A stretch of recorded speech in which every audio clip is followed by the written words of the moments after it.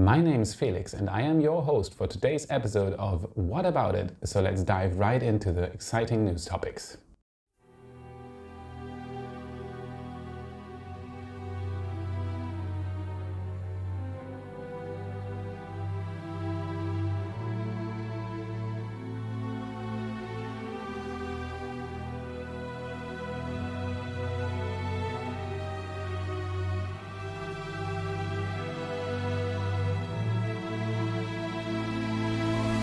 Let's dive right in.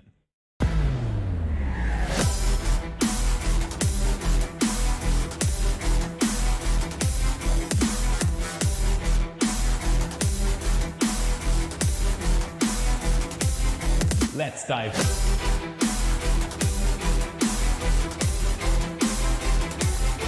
right in.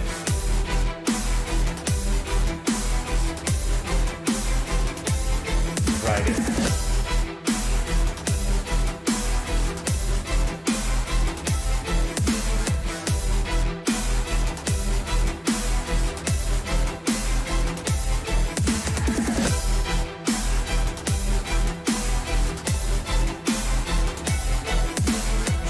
Updates. Right in.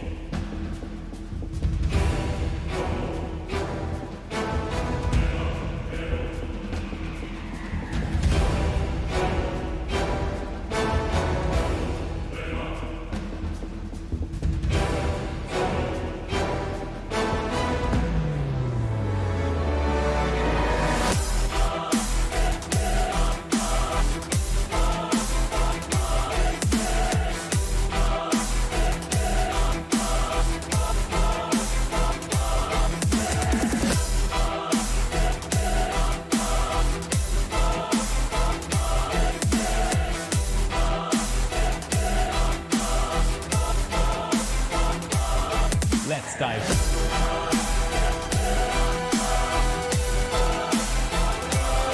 Right in.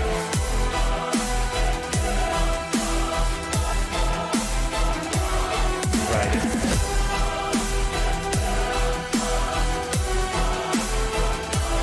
Let's dive.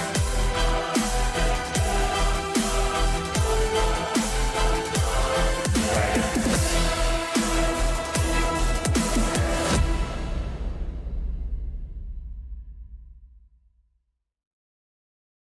You rock.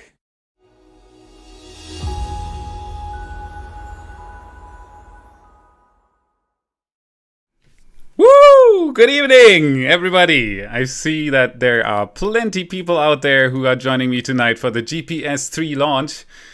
Thank you all for showing up. This is incredible. We had 1,700 people already. This is really, really nice.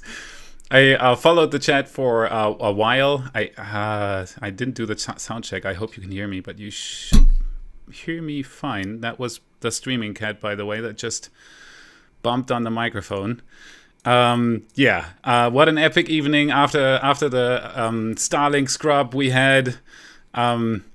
I'm really, really looking forward to this launch, especially because it's a really, really important one.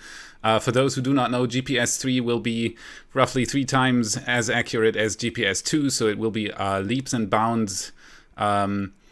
Really, really nice technology improvement. It's more than $500 million sitting on the Falcon 9 rocket tonight, so that should be pretty awesome.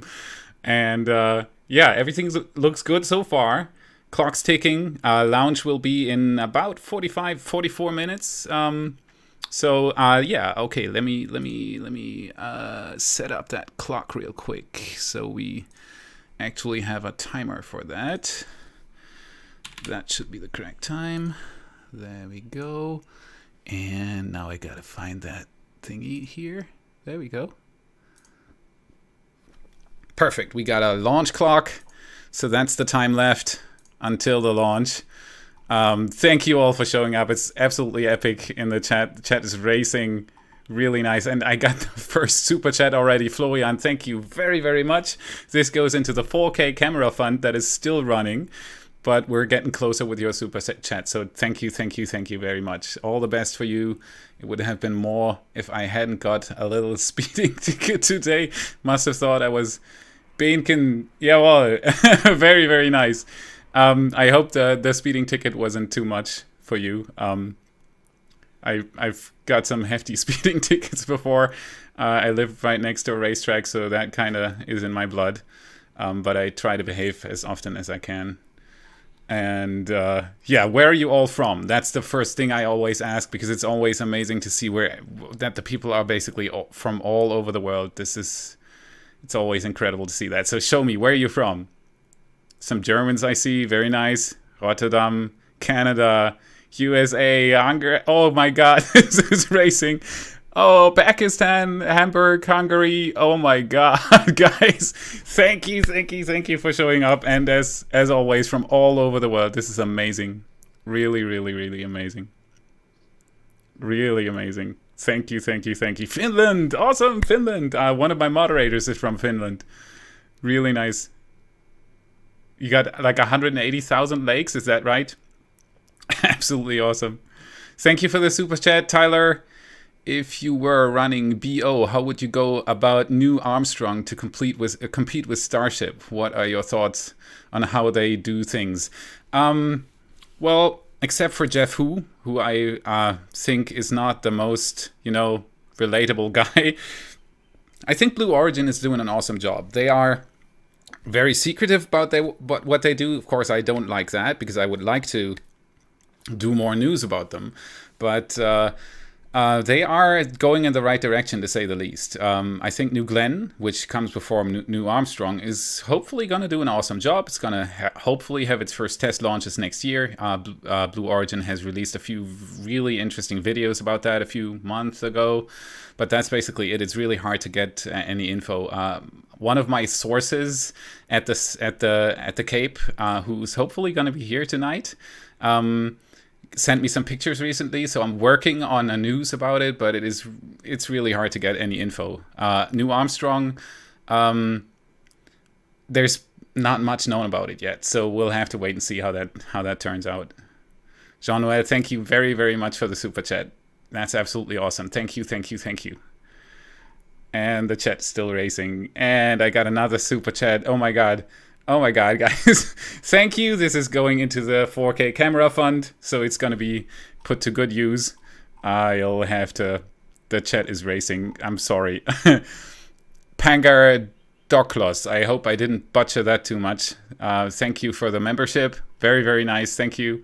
Henning, thank you for the super chat. You rock too. Thank you for the support. James, thank you for the super chat. Absolutely awesome. What's for launch? Happy 4K. Yeah, exactly. Thank you for the support. That is much appreciated. And Jacob Burgess, let's dive right in. Exactly. Thank you for the super chat. I can't answer any questions tonight if you do so many super chats, by the way. Hi, Felix, for the 4K fund. Hello from Anna and Fred in Evesham, UK. Thank you. I hope you are going to enjoy the launch tonight. It's probably going to be an epic thing, and fingers crossed nothing happens. And yeah, Rob, thank you for the super chat. Absolutely awesome. Much appreciated. Thank you. It goes all into the 4K camera fund. I need funds for a camera, Tyler. Exactly. Thank you for supporting me. I need a better camera. I just want to up the game constantly, and the camera, I looked over there because normally it's sitting on the tripod right over there, but right now it's of course here. It's an A7 II, Sony A7 II, and it can only do 1080p, and I'd love to do 4K. So yeah, I've been working on that for a while now, but you guys are really, really helping me tonight, so thank you. I really hope I'm not skipping anybody. DJJ Dino Mike, thank you for the super chat. The telescope is a Celestron NT150. It's a 1500 millimeter focal length, 8-inch Newtonian, and it's deep sky class. So basically, you can not just view planets with it, but you can also view galaxies and nebulas really, really crisp, and it's got enough aperture to collect enough light to actually see them, not just with a camera, like a 30-second exposure or something. You can actually see them with your bare eye, and it's amazing. If you're not into astronomy, these things are really cool. Expensive, but my opinion worth it. So that's the telescope. Bresser NT150. That's the telescope. Thank you for the super chat. And we go on. We got Ural. Thank you for the membership. Much appreciated. We got Whoop Whoop Love. Roswell, New Mexico, USA. Back in the house. Well, you live in a place that's got something to do with space. Thank you for the super chat. Much appreciated. We got Mantan Surkar from India. I wait for your videos each week. Thank you. I've actually got an announcement about that. Don't worry, I'm not going to quit. But my schedule is going to change. Thank you for the super chat.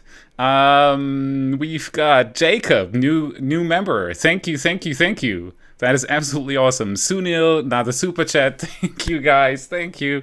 I will be reading super chats until the launch happens, I guess. You guys are absolutely amazing. Thank you for showing up and for enjoying the launch with me tonight.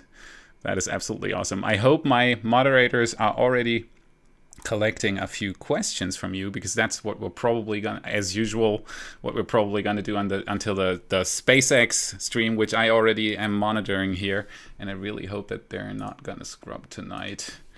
Let's just check their Twitter again. I'm kind of a little bit cautious with this since the last, but still looks good. Yep, still looks good. We're on track for the launch for tonight. Thank you. Thank you, SpaceX, and thank you, Martin's Experience. Grüß dich aus Österreich. Thank you for the super chat. Much appreciated. Absolutely awesome. Please, guys, calm down. I want to answer some questions, or type some questions with super chats. That works too. Rishab Shama, thank you. Shout out for this ISRO and SpaceX fan. ISRO is absolutely epic. Thank you. Jacob Burgess, again, membership and then a super chat. Absolutely awesome. Thank you. You said my last name right. More camera money. Thank you for the dedicated updates. I always look for them. What helps, of course, is to click the bell and to subscribe to the channel. That's of course what I always say, because it helps me, because the algorithm then picks up the videos more easily and more people can see it. So if you haven't done so yet, click the bell, click the subscribe, like the stream, because that ramps it up in the list as well and more people can see it and enjoy the evening with us. Another super chat from Poncho Sainz for the new camera 4K for more amazing videos. Melanie Kremer, thank you very much. Miko Liuko, thank you for the super chat. Thank you, guys. You're absolutely awesome. That is amazing. You rock big time. John Eric Berg, thank you for the super chat. It's absolutely amazing. Guys, stop it. I can't start my stream if you keep super chatting me. Absolutely awesome. Thank you. Pump out the questions. My moderators will pick them up, and as soon as this frenzy stops, we're going to actually go to answering a few questions here. I really hope that this thing is not gonna... I'm so paranoid, but it still looks good. We're on track. Okay, let me real quick talk about today's launch. So we have a Falcon 9, first flight. It's 10:60, I think, and it's gonna do its first flight today. It's for the Department of Defense, for the U.S. Space Force. It's a GPS-3 satellite. There have been 2 launches with GPS-3 satellites before, and as I said all the way in the beginning of the stream, GPS-3 is gonna increase accuracy. Accuracy. I hope I didn't butcher that. And so it's going to be a leap forward in precision for the GPS system. There are a lot of GPS-3 launches planned for this year, upcoming, because the system got delayed a little bit. It was actually supposed to launch in... The first one was actually supposed to launch in 2018, I think, and it got... I think they launched in 2018 and 2019 exactly, and this year there are supposed to be 3 more GPS 3 launches, I think. And so that is, the system's ramping up, and first and foremost, most GPS is a military system, even though it's got a lot of private use. Of course, everybody knows it. You turn on your phone, you know where you are. That's GPS. But it's a military system. So the next big improvement about the GPS 3 satellites is that they have a local antenna. Basically, they can focus their beam on places where GPS is really needed and turn off the public service in war zones. Yeah, and they are really, really, really expensive. So today's satellite is coming close to $550 million sitting on top of a Falcon 9. So fingers crossed that there's nothing going to happen, because that would be really expensive. You find a lot of info about today's launch in the description of the stream, like a 3D visualization that I looked up for you, so you can see the trajectory of the satellite. It's going to pass right over Europe, but I think if I look out the window, it's still daylight over here. It's getting darker, but I think it's going to be too bright and probably too cloudy at my place to show you the rocket. Otherwise, I would have went outside with my trusty cell phone camera, which worked absolutely awesome on a previous Starlink launch. And but tonight it's probably going to be too bright for that, sadly, because it goes right over Europe, UK, and then Germany, and then passes down over Italy, and then Hungary could also see it, and then it goes down to Greece, I think, and drifts down towards the Indian Ocean. And we're going to have a booster landing, which is pretty special about this GPS 3 launch, because the previous 2 GPS 3 launches were expendable Falcon 9 boosters. Tonight they're going to try to land it again, which is incredible because there is enough fuel margin to actually do that, because the booster, of course, needs fuel to go back. And I see all these super chats and memberships popping up here. That is, I'll read them out after I've given you a little briefing. Now you completely confused me. Guys, it's enough. Thank you. It's all good. You can stop now. You're really making me blush here. So, what was I about to say? I completely lost it. Okay, they're gonna land the booster. Just read the instruction is out at sea, 600 and something kilometers away downrange, and they're gonna attempt to land today's boosters. They are not gonna attempt to catch the fairings, as far as I know. The fairings, both boats are out, but I think they're gonna fish them out of the water. And I actually don't know why. If somebody knows that, maybe it's because of the weather conditions in the area. But otherwise, I'm always really, really happy if they try to catch them, which they've successfully done a few times now. But they are trying to fish them out of the water today. So, and we're going to have separation fairly late. 1:29 is when deployment happens. And so we're going to have a nice and long stream today, which is going to be really, really cool. All right. Let me try to read out a lot of super chats here. Let me first see where I was.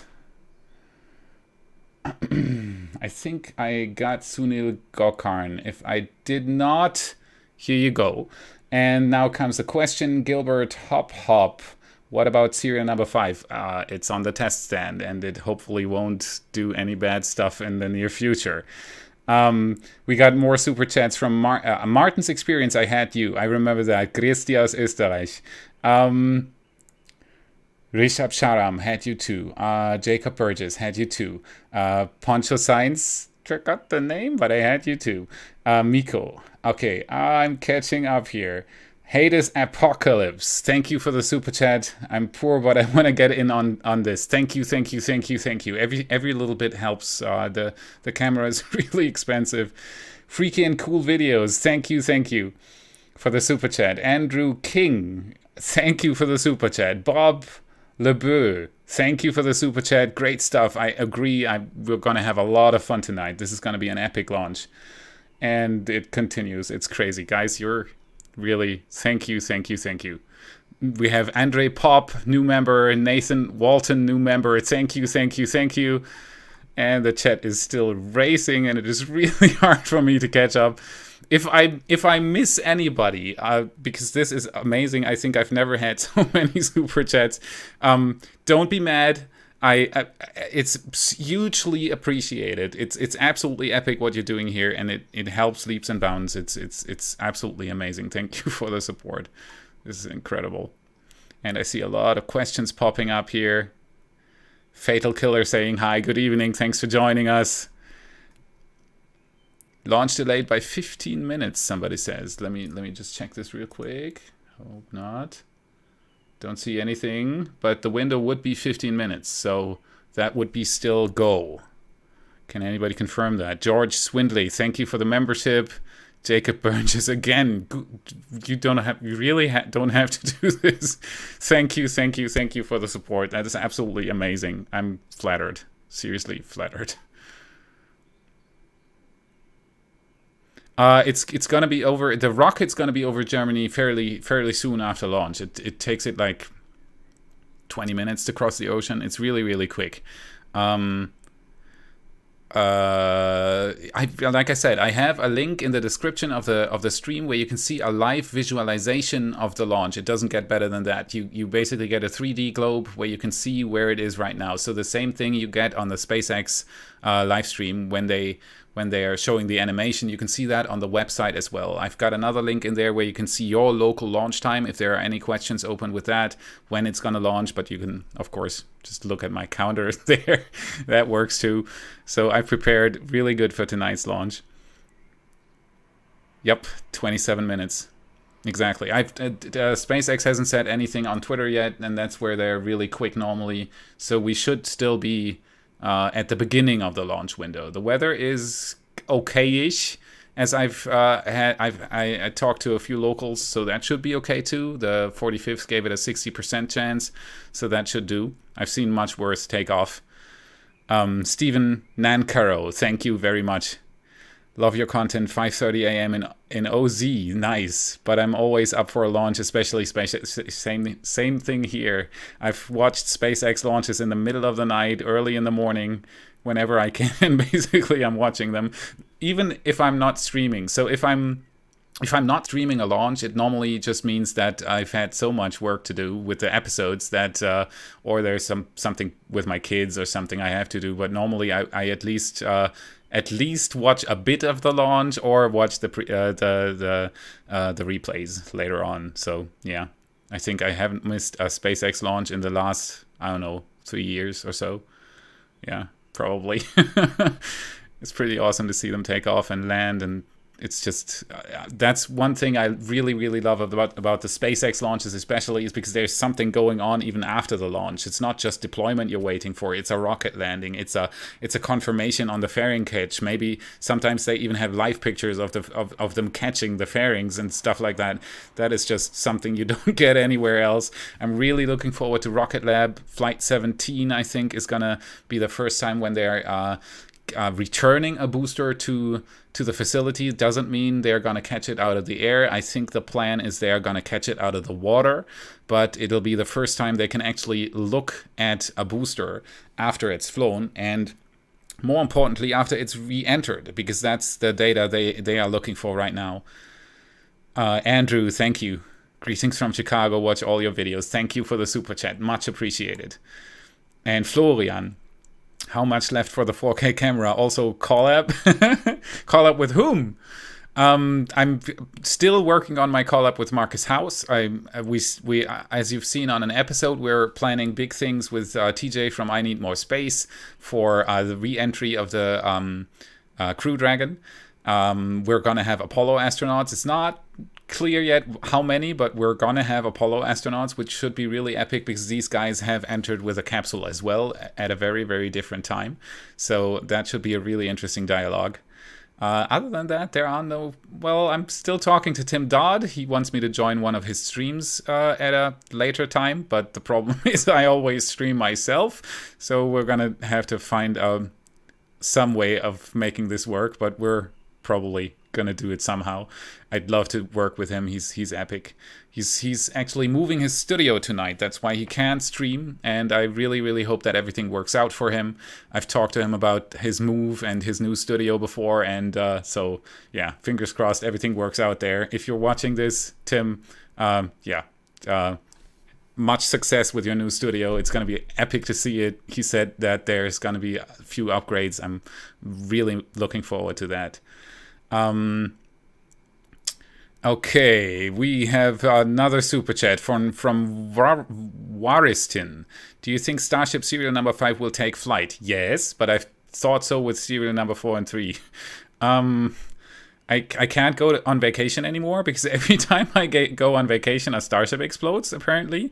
The last time when serial number 3 had its mishap, I was sitting in the motel with Stinger and SW. I think he's not here tonight as a moderator because he's on his commute to work right now, probably. He's from Australia. And I was sitting in the motel room with him watching it happen. And then with serial number 4, I was in a hotel room in Bavaria on another vacation, so I better not go on vacation when they're doing anything with the starships. Kind of bad luck there. So I'm not planning any vacations in the next 3 months or so. So everything should be fine with serial number 5. It's going to take flight, hopefully. Corndy, gotta help with the cam. Greetings from Austria. Thank you for the support. Much appreciated. It's absolutely epic what you guys are doing tonight. Gordon Pierce, little contribution for the 4K fund from Port Orford, Oregon. Thank you. One of my dearest friends on the team is from Oregon, by the way. Absolutely awesome. Thank you very much.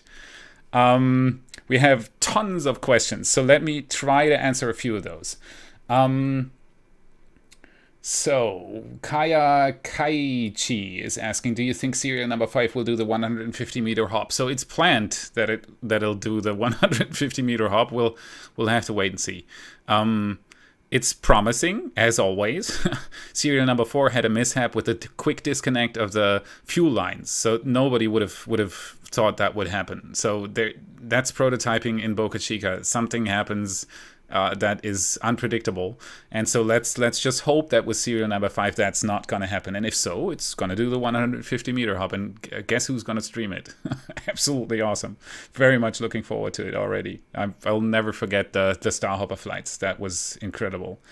Michael Farr, hey Felix, can you tell us what are the chances for the launch happening today? Good. 60% from the 45th, and so far so good. Nothing's happened. No announcements from SpaceX that anything is different.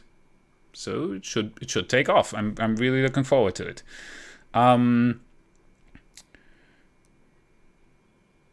We have Major Hippo. What about it? What do you think of Tom Cruise making a film on the ISS? Actually, I love it. I love the idea. Not because I like Tom Cruise as a private person or something. He had some rather strange episodes in his life.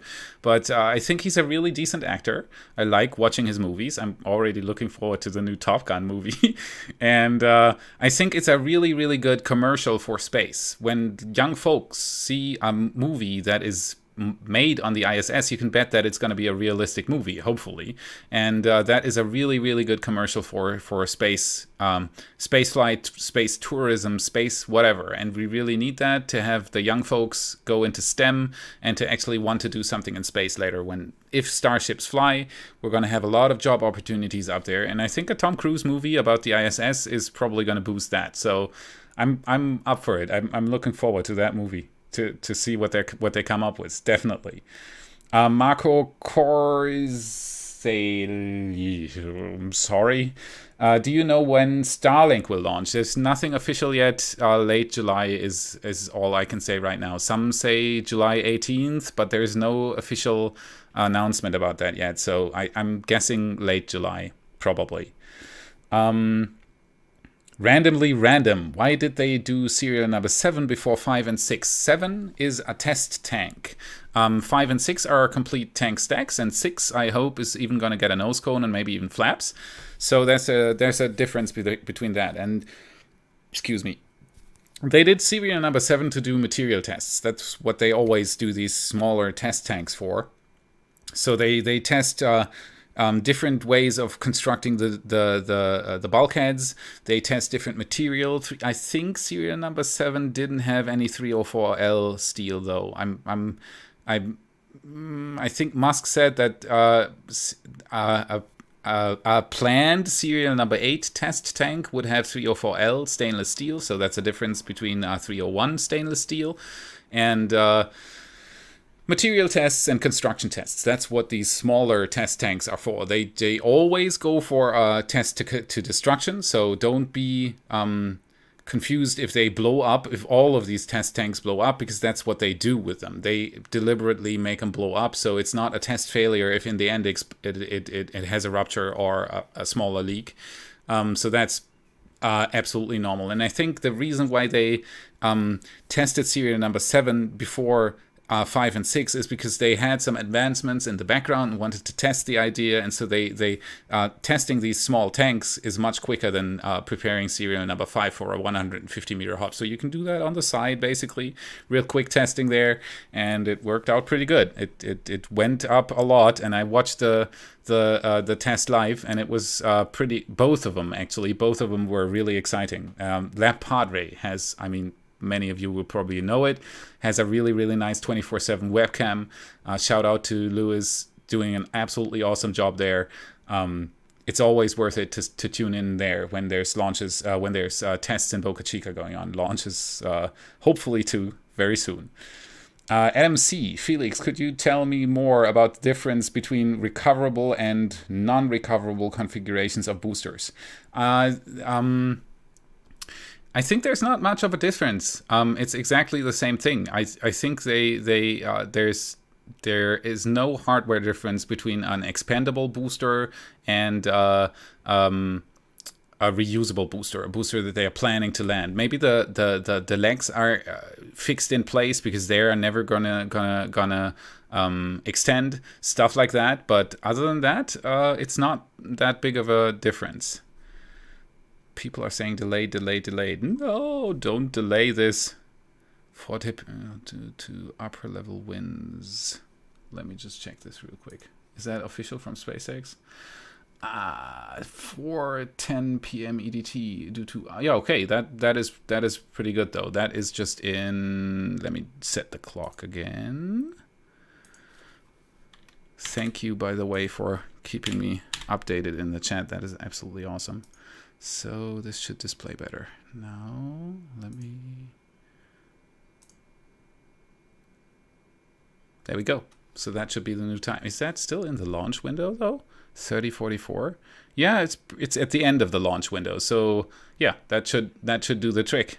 All right, thank you for spamming the chat and making me know that there's a slight delay. I hope it's not gonna, because this is the end of the launch window now. If there's another, if the upper level winds don't calm down, might see a scrub today. But as always, I stream a little bit further, so don't worry. If there's not going to be a launch today, we're going to just do a lot of questions and super chat shoutouts here, as it seems. Thank you guys for the that is absolutely epic. Like I said, if I'm missing anybody here, Nathan Walton.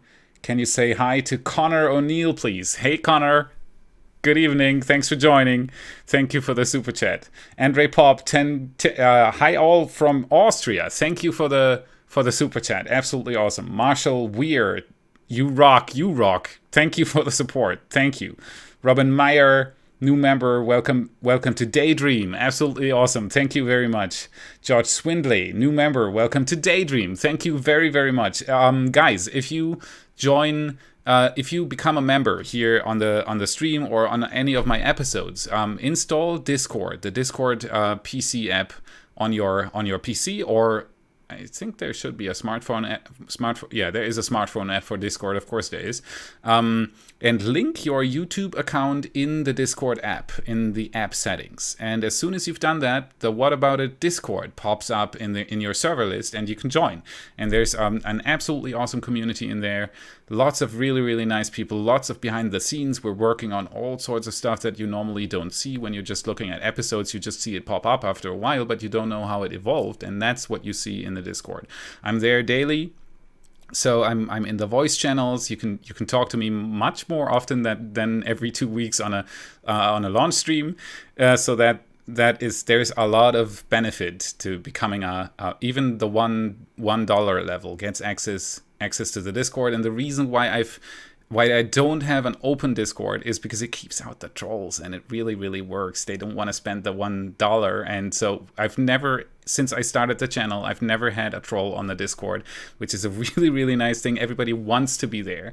So there are active discussions there, and it's lots of fun. Thank you for the memberships. Remember, when you become a member, do that.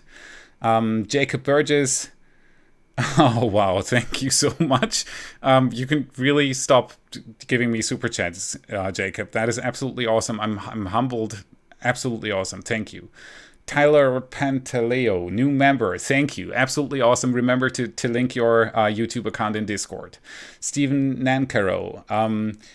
Yo, Felix, love your content. 5:30 a.m. in Oz, but I'm always up for a launch. Okay, I had that. Oh, absolutely awesome. Thank you. I'm trying to keep up here, guys. Bear with me. We got that. I really don't want to miss any of you too. Muip, thank you for the super chat. Danke für den German. Thank you. Danke für deinen Channel. Absolutely awesome. Thank you. Florian, thank you for the membership. Tyler, I wonder what kind of movie Tom Cruise will make. How many people will have to go with him? Will it be a drama or documentary? I think it's going to be some action movie. I don't think it's going to be a documentary. And he's going to go up in a Crew Dragon. So that should be absolutely epic. And let me just real quick see. Nope. All good.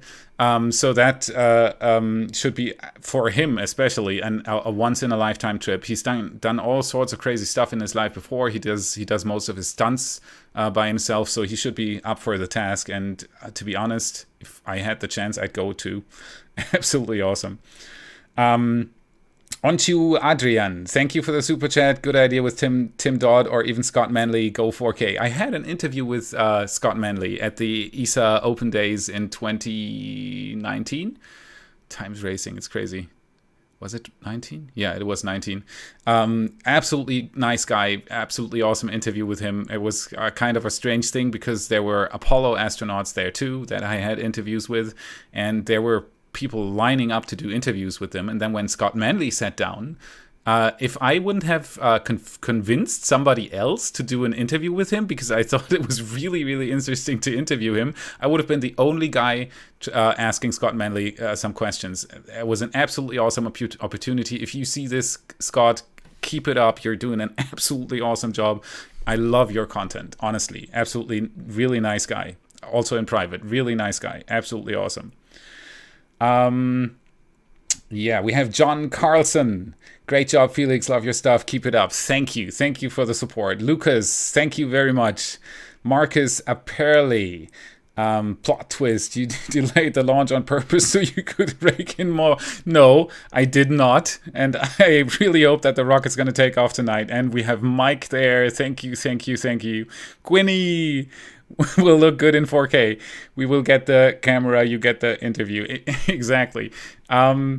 We've got Florian Behnke again. Thank you for the super chat. Let's give him that 4K money. How much left?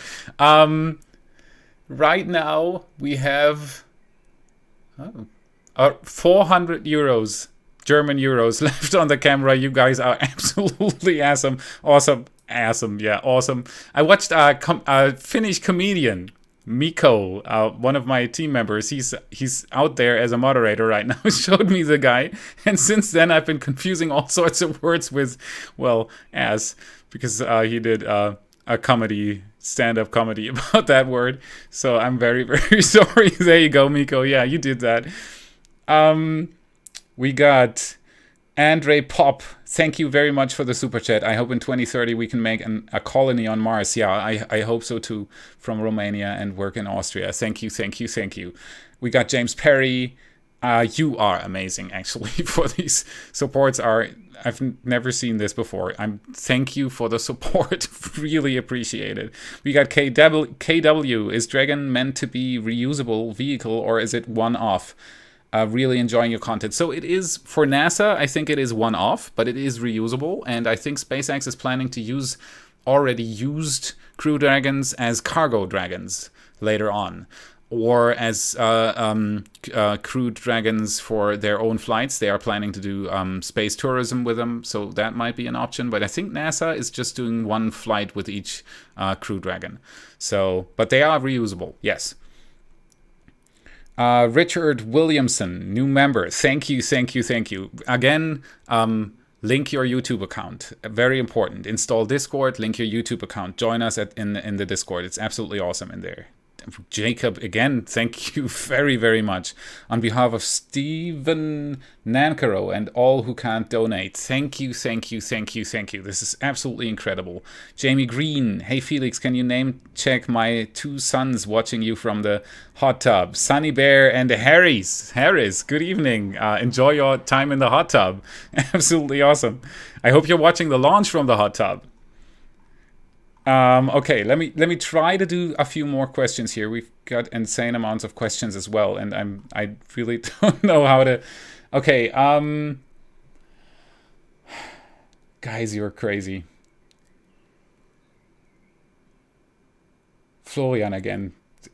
Oh, you're absolutely awesome. Thank you, thank you, thank you, thank you for your support. That is absolutely incredible. Okay, boom, boom, boom, boom, boom. Let me go down here again. Okay.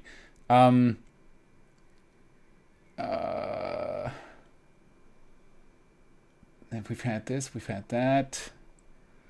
Okay, I'm trying to catch up with the questions here, and I really am lost which ones I've answered already.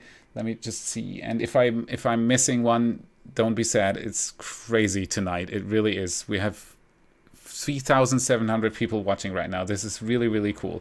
We have Omar Deeb. Why can't the Starship land like the Falcon 9? It can when it's... Well, what do you mean with land like the Falcon 9? Do you mean the leg design? Because Starships, of course, will be able to land because they are fully reusable. A Falcon 9 is about... Well, give me a second. 1 second here. So this is a Falcon 9. This is an absolutely awesome model. I got it from Buzz Space Models, and the guy does an absolutely awesome... If you're looking for a really, really cool SpaceX model, by the way, get this. Buzz Space Models, really, really cool guy. Shout out to him. Ollie is his name. Absolutely awesome. So the Falcon 9 is about 80% reusable. It goes up to here.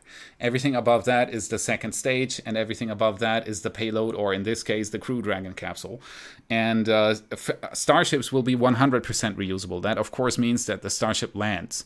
And it's going to be very similar in the end approach. So when it lands, it'll have legs and it'll land propulsively. But when it comes down through the atmosphere, it'll do a skydive maneuver, which is you got to see that starships are meant to have to go to other planets, so much further than a Falcon booster. The Falcon booster goes barely above the Kármán line and then comes down again. So that's 120 kilometers or so. And the starships are supposed to go to Mars and then take off from Mars again and come back to Earth. And when they reach Earth again, and Earth has a very dense atmosphere, they are really, really fast. Planetary entry speeds are much, much higher than any Falcon booster ever reaches when re-entering the atmosphere. And so they have to have a heat shield.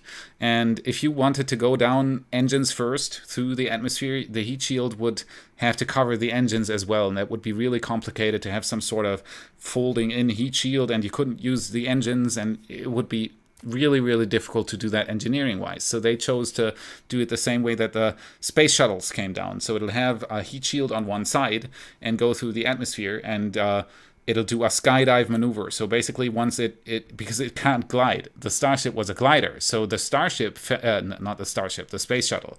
The Space Shuttle fell through the atmosphere and then started to glide at a certain point. Starships won't be able to glide. They will fall like a stone, or as Elon Musk says, like a skydiver. Basically, skydivers fall like a stone. And it'll use the flaps on the sides to adjust its angle and flight path. And once it's fairly close to the landing site, it'll do a belly flop maneuver, which basically means it uses all the thrust vector control and all the reaction control thrusters it has to flip over, engines down, and then land. So that'll be absolutely epic to see. And I'm really, really looking forward to that. But we're a bit far away from that still. Let me just move this rocket over here again so I don't accidentally destroy this brilliant model. Over there. There we go. And so, yeah, I'm really looking forward to that. So that's why they land, or actually they land the same way a Falcon booster does, but the rest of the approach down to the atmosphere is wildly different because of that, because of re-entry speeds are much, much higher for a Starship. Okay. We have another question, a really interesting one, because I get that asked a lot. We have Agnes Lomas. Why are starships not stacked horizontally? Because the stainless steel rings are really floppy. They don't hold their structure very well, because on a normal, or on a Falcon rocket, you have an internal structure. Normally, I think ULA calls them octave web structure. You can see that really nice in ULA's videos that they put out about the Vulcan construction right now. And you have a similar thing on the rocket on the Falcon boosters. That gives the hull a lot of structure. And Starship right now is completely missing that structure. If you would flip a Starship as they are building it right now horizontally, it would crush like nothing. It would just go down. It will fold together. And so that doesn't work. They have to stack them vertically right now. So that's the reason for that. I don't know if that's going to change in the future, if they're going to have more structural support. It would be really heavy. So it might be that they're going to do this forever. It's unknown right now. It's a really interesting question, though. That's why I picked this to answer, because I'm probably not going to answer all the questions tonight. Here's to life. Why aren't they piggy banking a Starlink package on this flight? It's because it's a DoD launch. It's Space Force. That is a government thing, and the hardware is partly, at least, secret. And so there's not gonna be. This is exclusive. They have a lot of taxpayer money, and so they booked this flight exclusively. That's the reason. And it's a pretty heavy satellite. It's 3,600, 3,500 something kilograms. So that is a pretty hefty payload. It doesn't go anywhere near max capacity, but as on its own, it's a pretty heavy satellite. And they booked this flight for themselves. So there is not going to be a ride share today. Hey, we have Akil C. Hey, Felix, do you watch Anton Petrov's channel? Yes, and I don't know how the guy pumps out so much content. Absolutely awesome guy. If you're watching this, Anton, I take a bow in front of you. It's absolutely awesome what you're doing. Very, very interesting stuff. If you don't know the channel, go to Anton Petrov.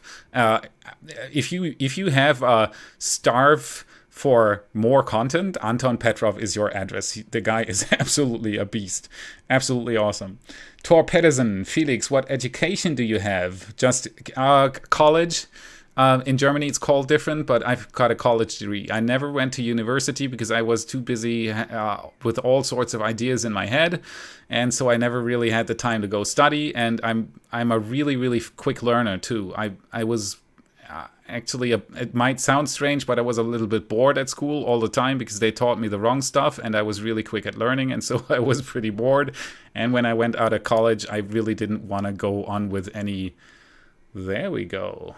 Let me turn this down real quick so it doesn't blast into your ears.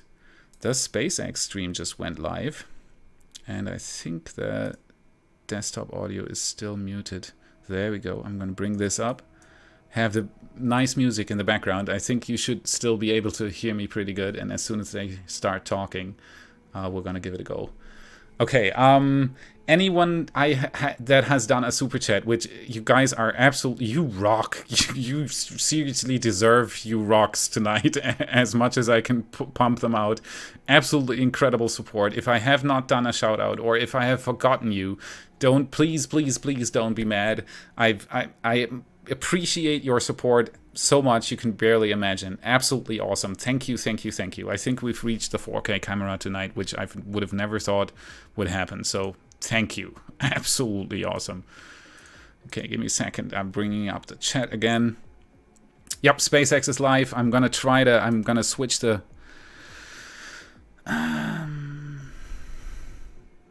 That should be the right scene. There we go. Let me just and there's that thing is so outdated now. I don't even look at that. Give me a second. There we go. So I'm gonna take this thing down a little bit. Give me a second. Should be this guy here. Yep. There we go. Take this down a little bit. There we go. Because that is still just the music playing. I'm looking forward to this launch right now. Seriously. Thank you guys for joining me. You're making this evening a delight. Seriously. It's always so much fun to watch this stuff with you. That's why I do these streams. Because it's the perfect opportunity to interact with you guys. Absolutely awesome. Thank you for showing up. Turn down the volume a little bit here. Brilliant pictures from SpaceX there. All the stuff they've achieved in the last few years. It's absolutely. If you haven't watched my last episode, it basically is a tribute to the Starship construction progress and process and how much this sticks out of everything we see nowadays. All right. Good morning. It's Tuesday, June 30th, and on your screen is a live view of the Falcon 9 awaiting its 4:10 Eastern Standard Time launch from Cape Canaveral Air Force Station in Florida. My name is Shiva Bharadwaj, and I'm a space operations engineer here at SpaceX headquarters in Hawthorne, California. And welcome to our webcast coverage for the GPS-3 Space Vehicle number 3 launch for the United States Space Force. Now, the Global Positioning System, or GPS payload, is one that you're probably familiar with. GPS satellites provide a diverse range of positioning and timing services for both civil and military purposes. Now, the United States has been launching GPS satellites for the last 42 years, and today marks the 75th launch. This launch is also particularly special because it honors the memory of Colonel Thomas Falzarano, commander of the 21st Space Wing, Peterson Air Force Base in Colorado. The Space Force has dedicated this mission to his memory, and we will hear directly from General Raymond and others who knew and worked with him just before we enter into the first coast phase later on in the broadcast. Now, let's take a closer look at the vehicle that will launch the GPS-3 satellite and help us honor the memory of Colonel Thomas Falzarano.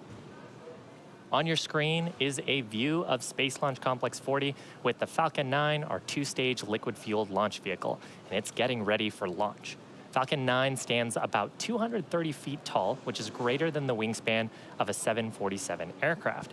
Now, the bottom 2/3 of the vehicle is a brand new first stage, and its job is to accelerate the entire vehicle through the Earth's atmosphere up to the edge of space. Now, unlike our first GPS-3 mission from December in 2018, we will be attempting to recover the first stage on our drone ship named Just Read the Instructions, and it's currently stationed about 350 nautical miles off the east coast of Florida. We worked with our customer following our earlier GPS-3 mission to ensure that we maintained more than enough performance margin for both the primary mission and a chance at recovery today on that first stage. Now, above the first stage is the second stage, and about 2.5 minutes into flight, it will separate from the first stage. Then it'll ignite its single Merlin vacuum engine to carry the GPS-3 satellite into a highly elliptical orbit. The apogee, or the highest point of that orbit, will ultimately end up at about 20,000 kilometers above the Earth's surface, at which point the satellite will then separate and then perform some burns to enter into a circular medium Earth orbit about 20,200 kilometers above the Earth. You'll also notice that the second stage fuel tank is painted gray today, and that's so we absorb a little more heat from the sun while we're not eclipsed by the Earth. That helps the fuel tank stay at the proper temperature for today's mission when we go into the Earth's shadow. Now, at the very top of the rocket is the payload fairing. The GPS-3 satellite is currently enclosed inside of it, and it's 17 feet in diameter. It protects the satellite from aerodynamic heating, loads, and contamination during the ascent portion of the mission. But once we reach the vacuum of space, we'll jettison those fairing halves back to Earth while the second stage continues to take the satellite to orbit. The fairing halves that we're using today are brand new, and we will be attempting to recover them using our recovery ships, Miss Tree and Miss Chief. However, we aren't planning a catch attempt today, and instead we'll scoop these out of the water later on this evening. Now, finally, next to the rocket is that large truss structure that we refer to as the Transporter Erector, or TE. Okay, I'm gonna just real quick go in here to explain that gray stripe a little bit further. It's just because they have an incredibly long coast phase today. John Innsbrucker, Falcon 9 Principal Integration Engineer here at SpaceX. We're coming up on 9.5 minutes to launch, and to get to this point, we rolled Falcon 9 out to the pad Sunday night, about 41 hours before launch, and we went vertical on the pad at roughly 10 a.m. local time yesterday. The chief engineer held his technical poll at T-minus 1 hours, and the launch director held a propellant load and launch go, no-go poll at T-minus 38 minutes. The vehicle is healthy. We are currently working, no issues. Now, if we do have to call a hold on today's launch, we have a backup opportunity tomorrow at 3:51 Eastern time in the afternoon. That's about 4 minutes earlier than today's opening of the window. Now, right now, we're targeting the end of the window just after 16:10 Eastern time for liftoff.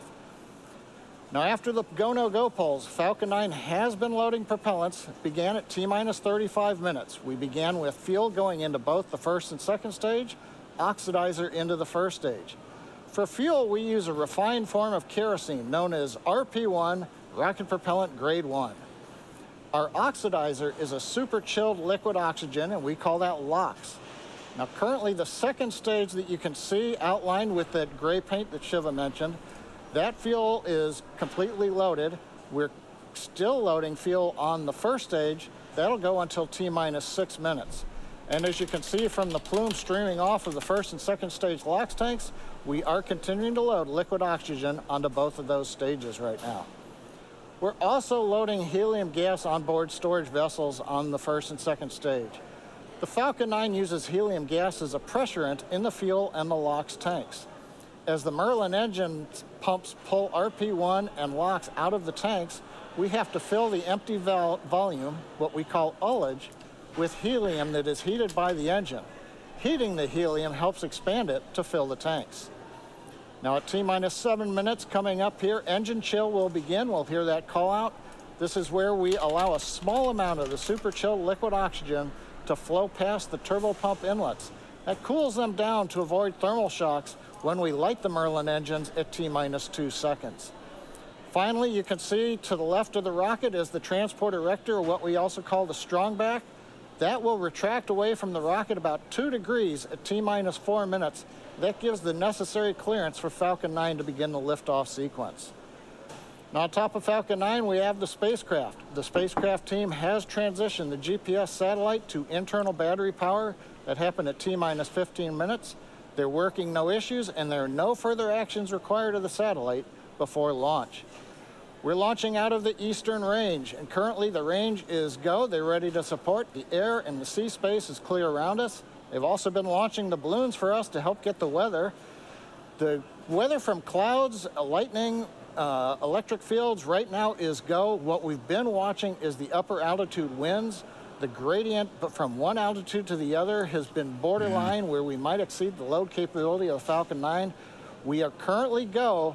We will get one last weather balloon piece of data coming up here in a couple of minutes. But right now, all systems continue to be go for a liftoff just after 4:10 p.m. Eastern Time. Now, okay, little fun fact here.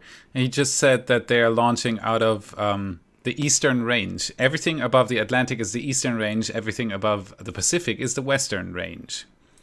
Material leader of the GPS III space vehicles, and Tanya Ladwig, acting vice president of navigation systems at Lockheed Martin, to learn more about today's satellite.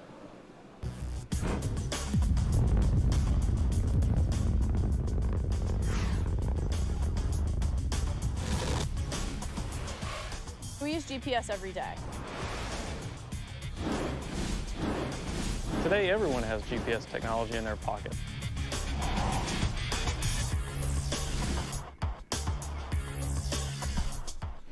It's 25 years of space-based position, navigation, and timing, supporting the entire world. GPS touches the lives of everyday people all the time.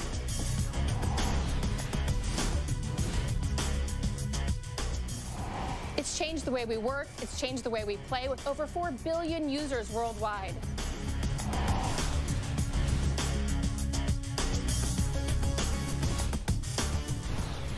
We're already preparing for the next generation of GPS satellites with our GPS III follow-on contract, and we're inserting greater technology for greater capability.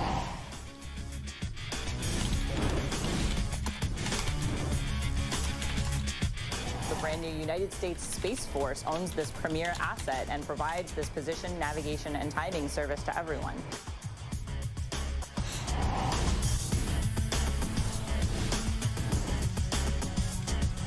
And for all personnel on the countdown net, we have an update from GNC informing us we have a good weather balloon. Proceeding on with the countdown. T-minus 4 minutes, 20 seconds and counting. Today's GPS-3 Space Vehicle 3 mission is dedicated by the Space Force to the memory of Colonel Thomas Falcerano, and we will hear directly from General Raymond and others who knew and worked with him just before we enter our first coast phase later on in the broadcast. Now, we're currently just inside 4 minutes from liftoff.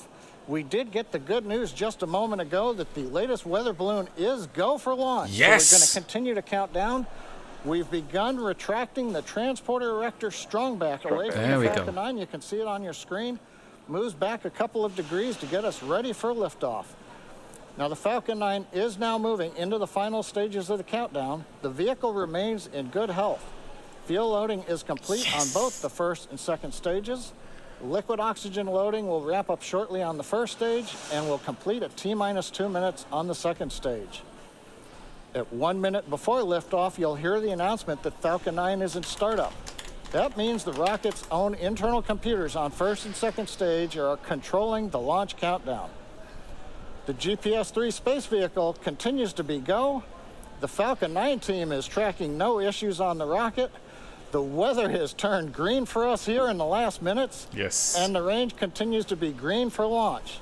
Now again, as a reminder, if we don't launch today, we have a backup opportunity at 3:51 p.m. Eastern Time tomorrow. Awesome. First stage LOX load complete. We'll go for launch. Launch Director has just called out that the first stage LOX load is complete.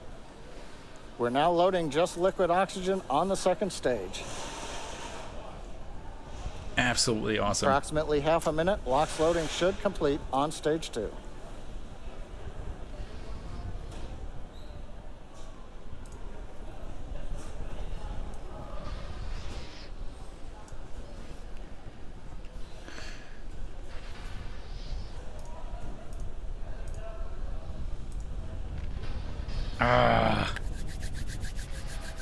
It's so nice every time to see the thing breathing on the pad. 2 minutes. Ah. That announcement tells us that that chilling that we began at T-minus 7 minutes has lasted long enough. And we are good for the ignition sequence on the Merlin engines coming up in just over a minute and 40 seconds. Here we go. Ah, beautiful, beautiful, beautiful. Ah, this is so good. If you ever have the chance to go to Kennedy Space Center. In the background, you can see some white plumes coming off of the strongback. Yes, close up the starter. There's a nice view. We have completed loading the second stage. We're now draining the liquid oxygen out of the plumbing that goes up that structure alongside the rocket. And as we vent off the gas, you get that nice long plume you see there where that humid Florida air meets the ultra-cold gaseous oxygen, condenses, giving you that nice white fog. That's normal for this point in the count.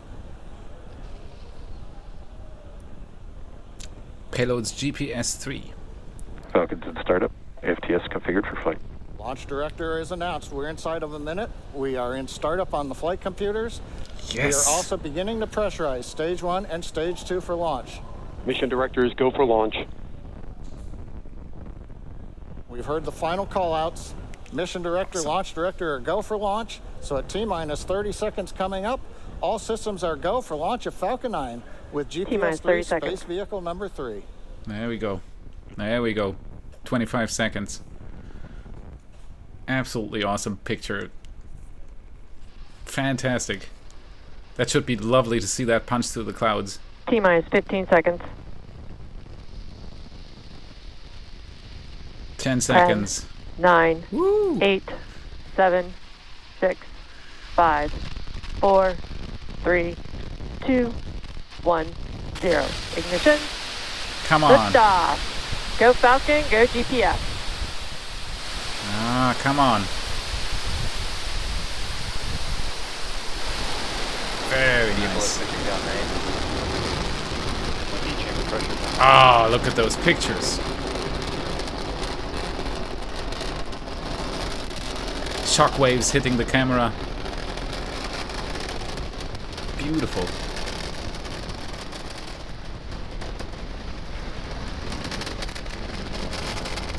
Beautiful.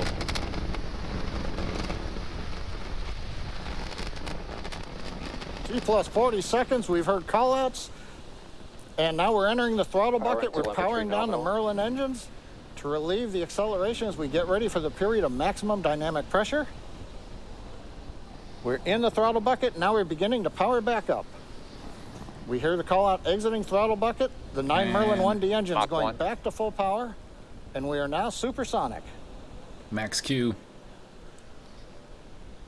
Wow. Wow. Go Falcon. Max Q.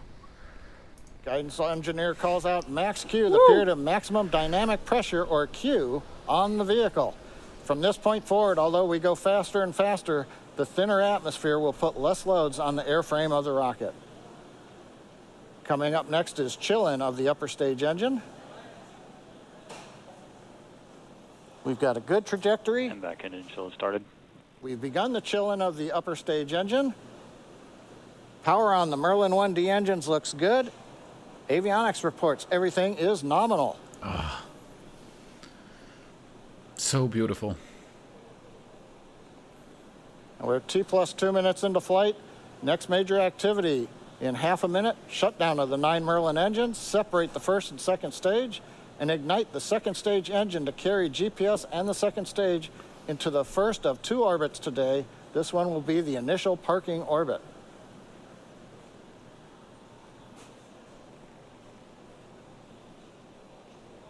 Absolutely awesome. Perfect launch. Falcon 9 preparing for MECO.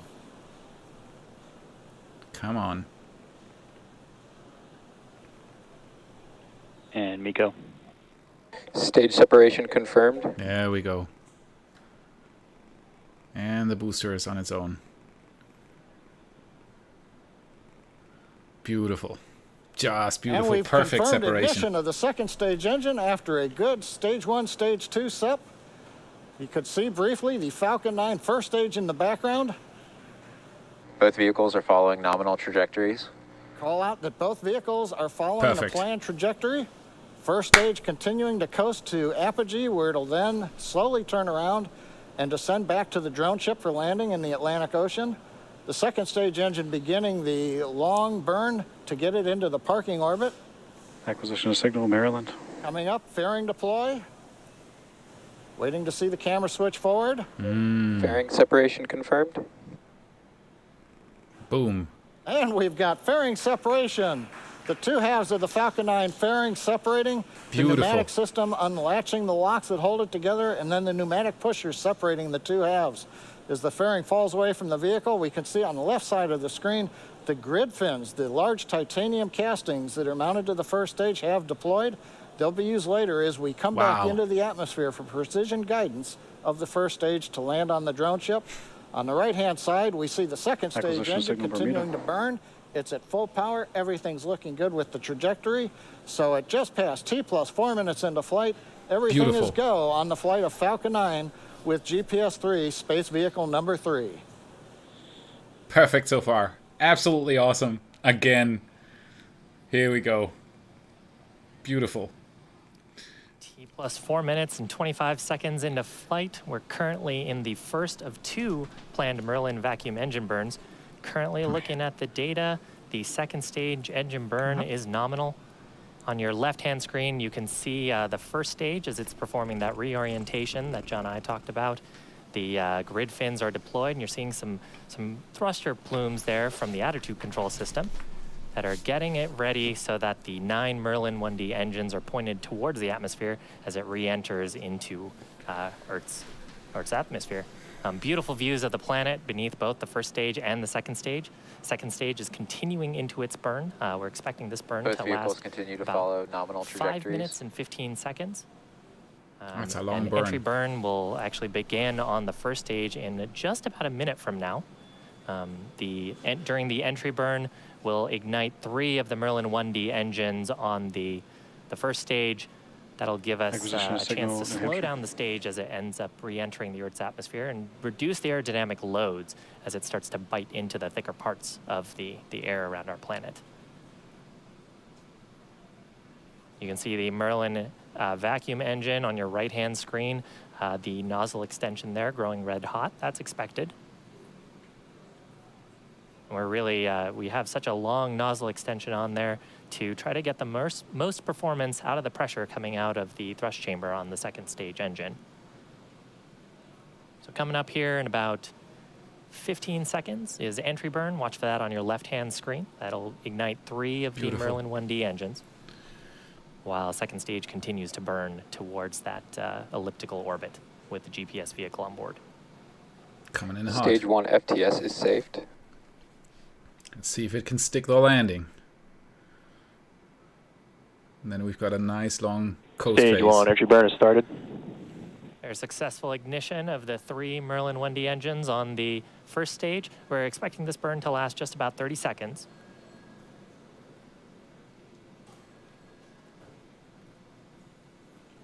Looking good.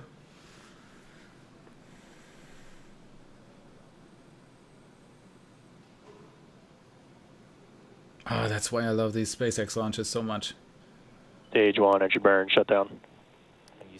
You see some bursts there. Successful shutdown of the engine and some attitude control bursts just to get that orientation right.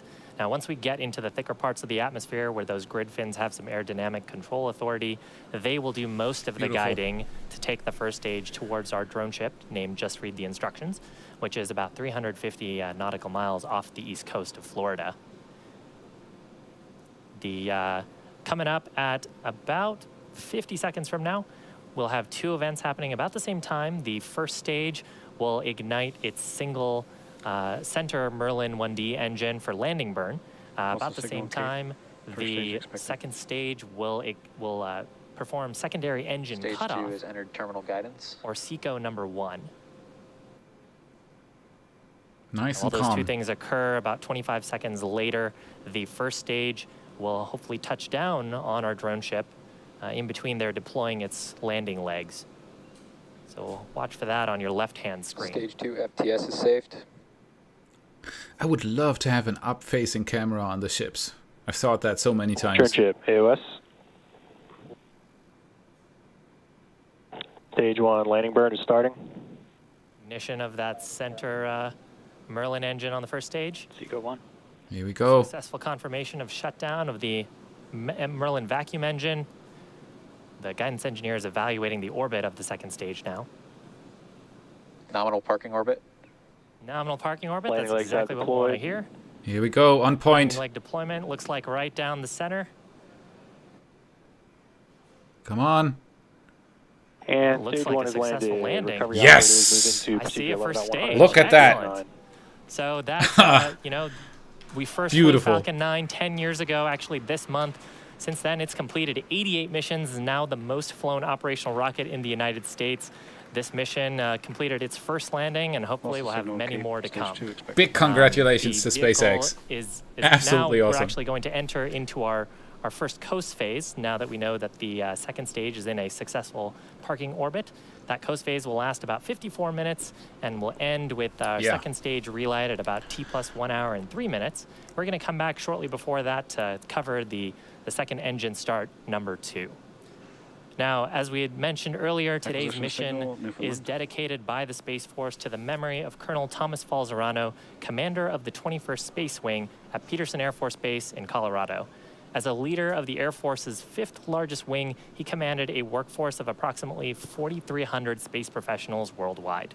We'll now hear from General Raymond and a number of Colonel Falzerano's colleagues in the Air Force and Space Force about the impact he had on all those he worked with. That's a nice move. I can think of no better way to honor Colonel Tom Falzerano and his family than with today's launch of our 3rd GPS-3 satellite from Cape Canaveral. As a former commander of the 45th Operations Group, Tom not only understood the critical importance of our launch capabilities here on the Eastern Range, but he dedicated his entire military career to ensure our nation's space capabilities like GPS continue to fuel our modern way of life and our modern way of war. Tom was an incredible officer, leader, father, and friend who made a difference. He was in his prime as he led the 21st Space Wing at Peterson Air Force Base at such a critical point in our nation's history. Before that, he served as my senior executive officer, who worked tirelessly behind the scenes and put in long hours as we established the United States Space Command, our nation's 11th Combatant Command, and the United States Space Force, our newest branch of the armed services. Also signal Maryland's expected. Tom made a difference in the lives of his teammates and those he led. He will always be remembered for caring for his people while taking care of the mission. Tom had that unique gift of connecting with everyone he came in contact with. He always had a smile and a word of encouragement, no matter how demanding the situation was. Tom made a difference in the lives of his family. No one loved family more than he did. And in fact, Tom made us all feel like we were part of his family. As we watch today's Falcon 9 soar high into space, let Tom's legacy be a reminder for all of us to make a difference every single day, and how our greatest legacy is found in the relationships and the investments we make in the people around us. My sincere thanks to SpaceX, the 45th Space Wing, and the entire launch team for honoring Tom's legacy. Nobody knew how much the United States and our international allies rely on space capabilities every minute of every day more than Colonel Tom Falzarano. Tom took his mission responsibilities very seriously, but he was passionate about developing and taking care of the people under his command. Although we lost him well before his time, his outstanding legacy will live on through the air and space professionals he led and mentored during his 26-year career.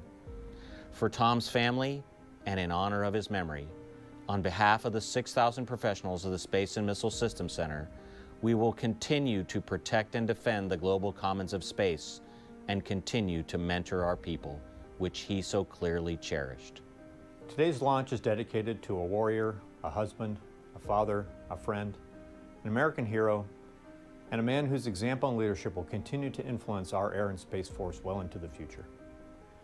We're dedicating today's launch to Colonel Thomas Falzarano, who was the commander of the U.S. Space Force's 21st Space Wing when he tragically passed away a few weeks ago.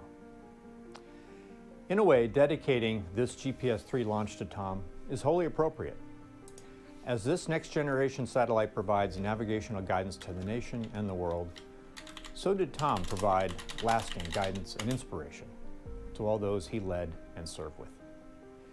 It has been our great privilege to have known and served with Tom Falzarano, and we are proud to dedicate this launch to him. Colonel Falzarano was a strong, steady leader who was an instant friend to everyone he met. He built lasting connections everywhere he went, and he cared intensely about everyone. Here at the 21st Space Wing, we miss him every day, but we'll honor him and continue our mission. Strength and preparedness always. Colonel Falzarano led us by example to give of ourselves completely and compassionately. He taught us what it is to be built to last, to ensure what we build today will outlive us and last for those who come after us. As we reach again to the stars, let us strive even higher to be built to last. It's only fitting this launch today be dedicated to Colonel Tom Falzarano, a great American hero. On behalf of the 50th Space Wing and the men and women of Schriever Air Force Base, thank you for your service, thank you for your sacrifice, and most importantly, thank you for your partnership over the course of the last year. Colonel Falzarano, teammate, leader, wingman, guide. Much like the GPS, you get people to where they ought to be. Proud to have served with you. Colonel Tom Falzarano was a true friend of the 30th Space Wing and a personal friend of mine. I've known Tom for over 20 years when he and I were captains together at the 564th Missile Squadron in Great Falls, Montana. Tom is the kind of person who would do whatever he could to help another airman. He looked out for the folks that he led, and he looked out for his peers.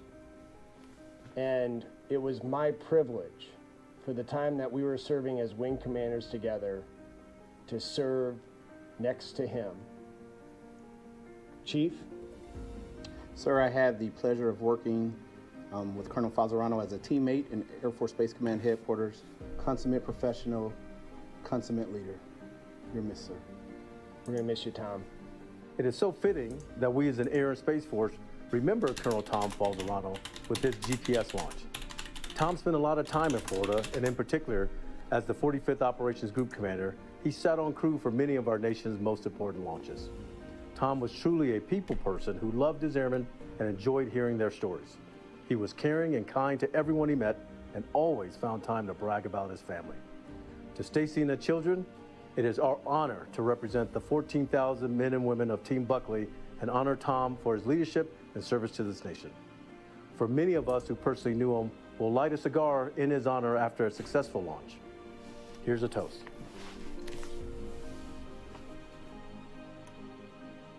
It's my pleasure, along with other leaders of the United States Space Force, to honor the life of Colonel Tom Falzarano during the SpaceX Falcon 9 launch of the next GPS satellite. Colonel Falzarano is a former commander of the 45th Operations Group, and his legacy is felt throughout the Eastern Range. We have a saying in the 45th Space Wing: once a shark, always a shark. And the sharks of the wing are so sad to hear of the passing of Colonel Falzarano. We'd also like to pass on our condolences and tell Stacy and the children that our thoughts and prayers are with them. Falsey, I just want to say thank you for your many years of friendship to me personally, and to your many years of service to the United States and the United States Space Force. You left us too young.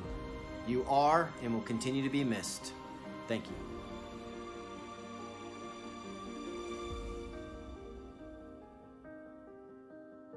That was actually a pretty good move. Very nice.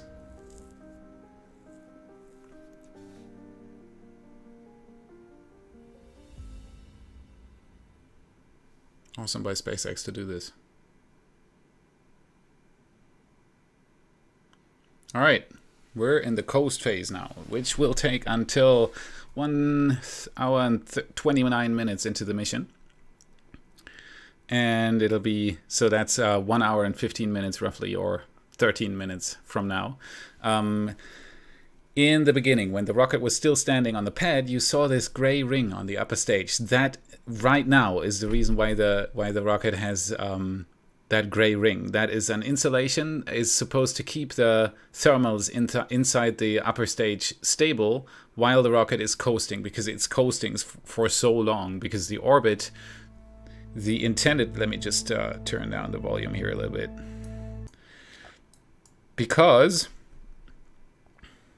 let me actually turn this down so I don't have this blasting. There we go.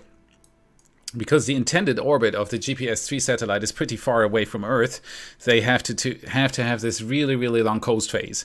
So it ends up in at like 1 hour and 15 minutes of coast phase. This gives us a lot of time to answer questions and me to do like tons of super chat shoutouts that you guys kept going and going and going and going. I'm very, very grateful for what you did tonight. That is absolutely incredible. Like I said, if I miss anybody tonight, it is not because I didn't want to mention you. It's just because this was so incredibly much tonight that it is really hard to keep up. Let me just real quick go through these people. Absolutely awesome. Fred Tice, UK, new member. Don't forget to link your YouTube account in the Discord app. We have Lars Nottenboom.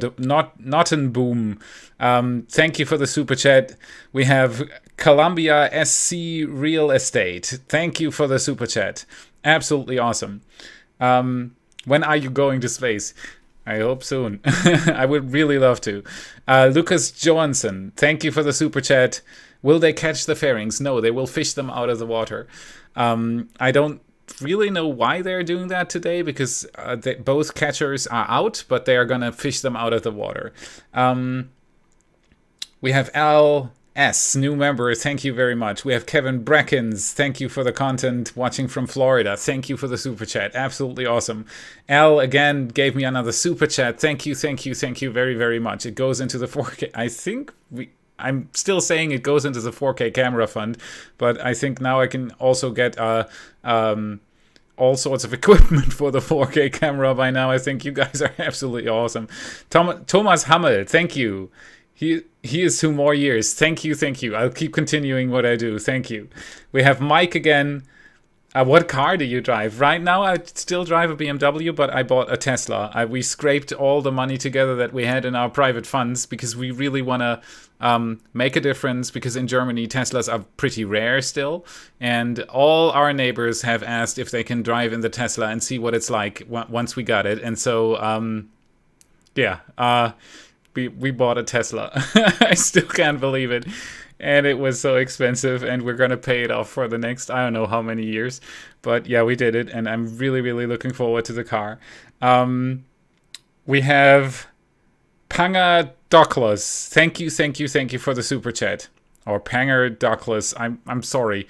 You're doing a super job. Very fortunate to have you talking to us through this journey. Feels more and more of Apollo excitement, the wonder of it all. I totally agree. What's going on in the space industry right now is absolutely amazing, and I really hope that this is gonna go beyond Apollo, because when I talked to Rusty Schweikert before in an interview, and I asked him what the astronauts thought back then, what Apollo would lead to. And he said, well, we thought it would go to Mars and beyond. After that, the moon would just be the first step. And so I really hope that this now is the next step, the giant leap. Not to say that Neil Armstrong didn't do something absolutely astonishing back then, but it was kind of sad that shortly after his giant leap, we stopped. So let's continue. Let's do this. Let's become multiplanetary. And yeah, I totally agree. Thank you. Crazy Dave, thank you for showing up. You're absolutely awesome. You follow me on Twitter every step. Thank you. Absolutely awesome to see you here. Stefano Yele, thank you for the super chat. It's a pleasure. You're very welcome. Rodney Kemp from Brisbane, Australia. Thank you. Absolutely awesome. Florian again. Thank you, Florian. To all super chats, thank you. I'm really gonna enjoy that 4K Felix hunting the satellites outside his house with. Gonna compose him some channel music. Oh, thank you. I'm looking forward to it. And to the 4K camera, that's for sure. Thank you for the support. We have Varistin. Thank you for the super chat. I second Florian Behnke's comment. Thank you. CL Busher, new channel member. Thank you. Ethan G, thanks for doing these videos. You're very welcome.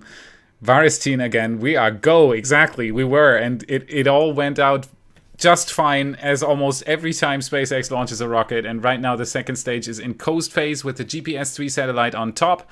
And we're going to have a deployment at 1 hour, 29 minutes and 14 seconds into the mission. So stay tuned for that. Thank you for the super chat. Philip Bailey, thank you. Thank you very much. Tyler, thank you for the super chat. The first stage doesn't look as sooty as usual. Did they change the paint? I thought that too when we had the picture on the drone ship. Hard to find the reason there, but that could possibly be one of the reasons. Yeah, that they are trying to. Well, first of all, it's a brand new booster, but yeah, it didn't look as charred as usually. Yeah, good spotting there. Thank you. Maurice Inzirillo, thank you for the super chat. Congrats, absolutely awesome. You rock. Thank you.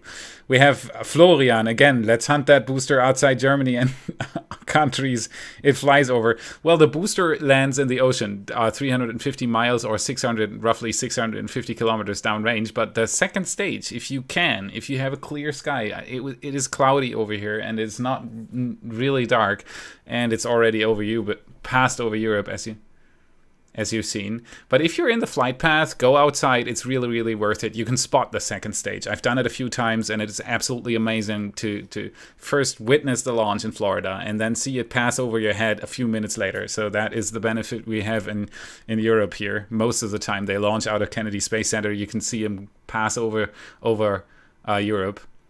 Absolutely awesome. Northern Germany, and then down, it could be Hanover, and then it passes into Poland and goes further down. Absolutely awesome. Yeah. If you can, go outside. We have Ted Johnson. Thank you for the super chat. I think that's Norwegian. Thank you for your awesome work from Norway. Exactly. There you go. Thank you. Casey Landis. Thank you, Felix. Your channel is the best. Thank you, and it's gonna get even better with the 4K camera. So thank you. I'm almost through. Bear with me here. We have Varistin again. Some people missed why all the F's in the chat. Can you let them know why or link the video? You talking about? I'm gonna watch the chat. There we go. There's another F. Why are the F's in the chat? Leonis, thank you for telling us. Elon Musk is even giving an F. F for Felix. There you go. Normally F's are for there's something seriously wrong here. F instead of RIP? Yeah, that's what I thought. F for Felix. Yeah, F to pay respect, exactly. So, yep. Yeah, I think that was a really, really nice move from SpaceX and from the DoD to honor this flight to somebody who was apparently passed away, yeah, at a pretty young age. I don't know how old exactly he was, but he didn't look too old. So yeah, we should salute the guy. That's why I didn't say anything, by the way. I even lost 1,000 people while not saying anything, but I think it would have been very, very rude to interrupt that, and I think it's an absolutely awesome move to show respect to somebody who's done so much stuff. Yeah, 47. That's not at all any age you should die at.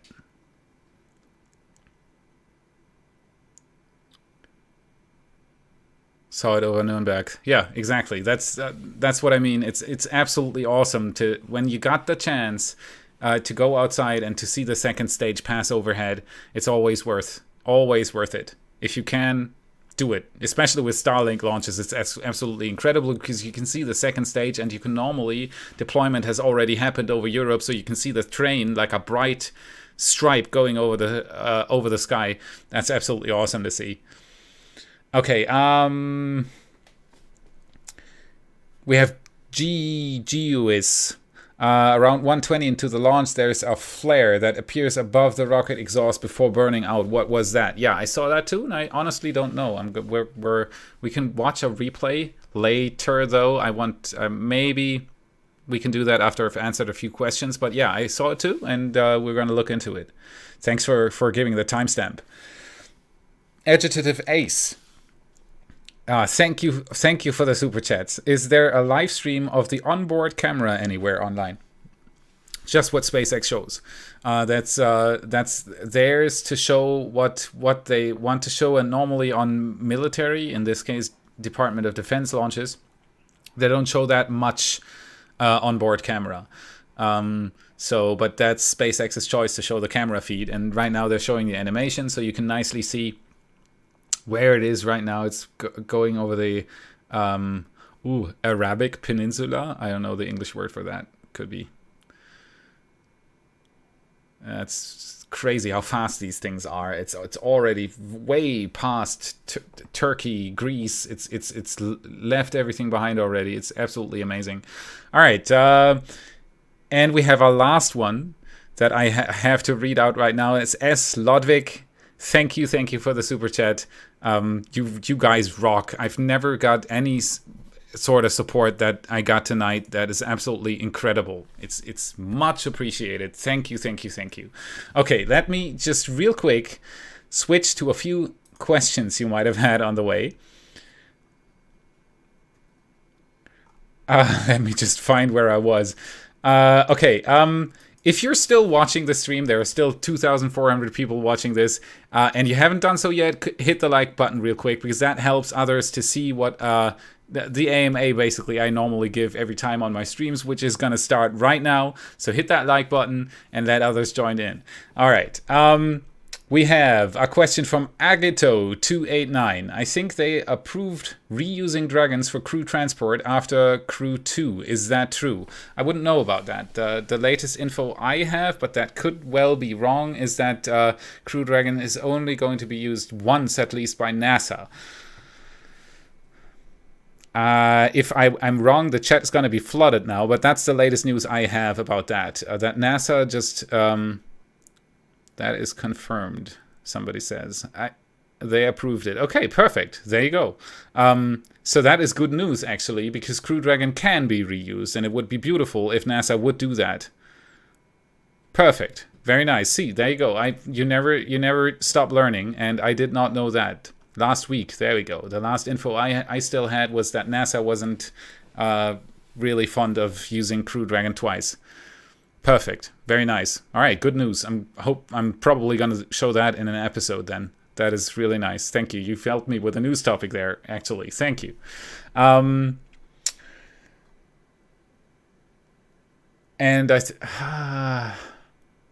I was just thinking how many times they can reuse the Crew Dragon. I think it's 5 times, but I'm not completely sure about that.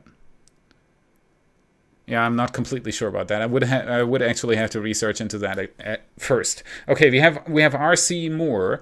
Whatever happened to the last launch, the one with Starlink satellites? Okay, they had a leak, I think an oxygen leak in the booster, and they had to check the leak and fix the leak, of course, and that just took too long, and the two launches were very close to each other, and so they decided to postpone Starlink to after GPS 3, and hopefully it's going to launch in, I'd give it another 2 weeks or so. I'm thinking it's going to be more towards the end of July, but everything's fine, and if the leak was serious, yeah, that was the right thing to do, definitely. So that's what happened to the latest Starlink. And I was already waiting for the stream to happen, and then it didn't happen.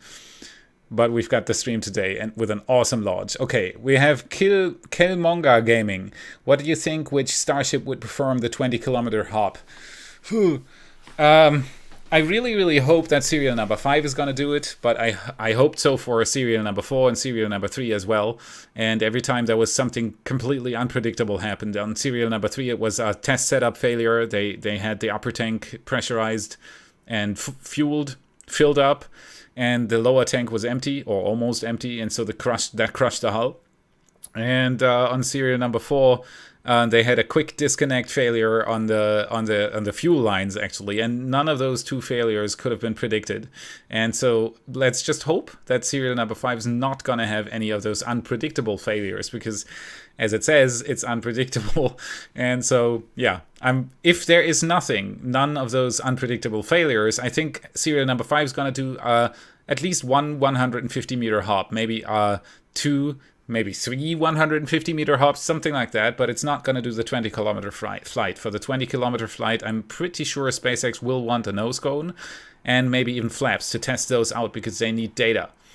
And that would be the ideal way to get first data on the flaps, would be to do the 20-kilometer flight with flaps. So I'm pretty sure serial number 5 is not going to do it. So it should be serial number 6, maybe serial number 9 or 8 would be the next one, because I think serial number 8 is still going to be one of those small test tanks, at least if Elon Musk does what he announced. So it should be either 6 or 9, which are gonna do the 20-kilometer hop, if nothing unforeseen happens. That's the problem. If there's something happening, we're back to square zero. Well, how do you say that in English? I hope that was right. So yeah, it all depends on unforeseen errors, basically. Good question, though. Thank you.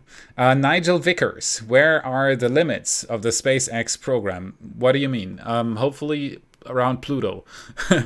What SpaceX program do you mean? I mean, there is Starship, there is Crew Dragon, Falcon is already fully developed. So Elon Musk would have some improvements he wants to do on Falcon, but it's frozen. Falcon 9 is, the development is frozen, so that's because NASA would have to reevaluate and reassess the rocket and recertify it if there were any changes to the booster, so that's not gonna happen. And Starship? is really hard to predict where the limits of Starship are.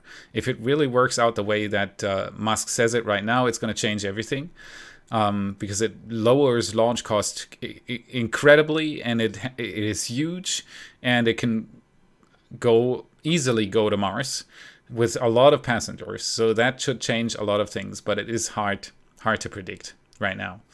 I hope I answered your question. CSAB, what about nuclear propulsion engines?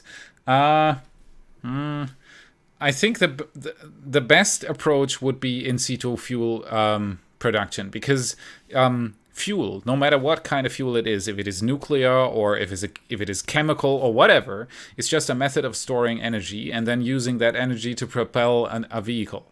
And if you can store this energy and then use it it's hard. I had that on the interview with Robert Zubrin, and he did a much better job of explaining it. The point is, if you land your Starship on Mars and you start producing fuel, you store energy from the sun in this case, because Musk wants to use the solar energy to produce the methane. You store the energy from the sun in the methane. And chemical rockets have one big advantage. They produce a lot of thrust, immense power. It runs out quickly, but that doesn't matter. Once you've used that power, you're on your way to Earth. You're on your way back.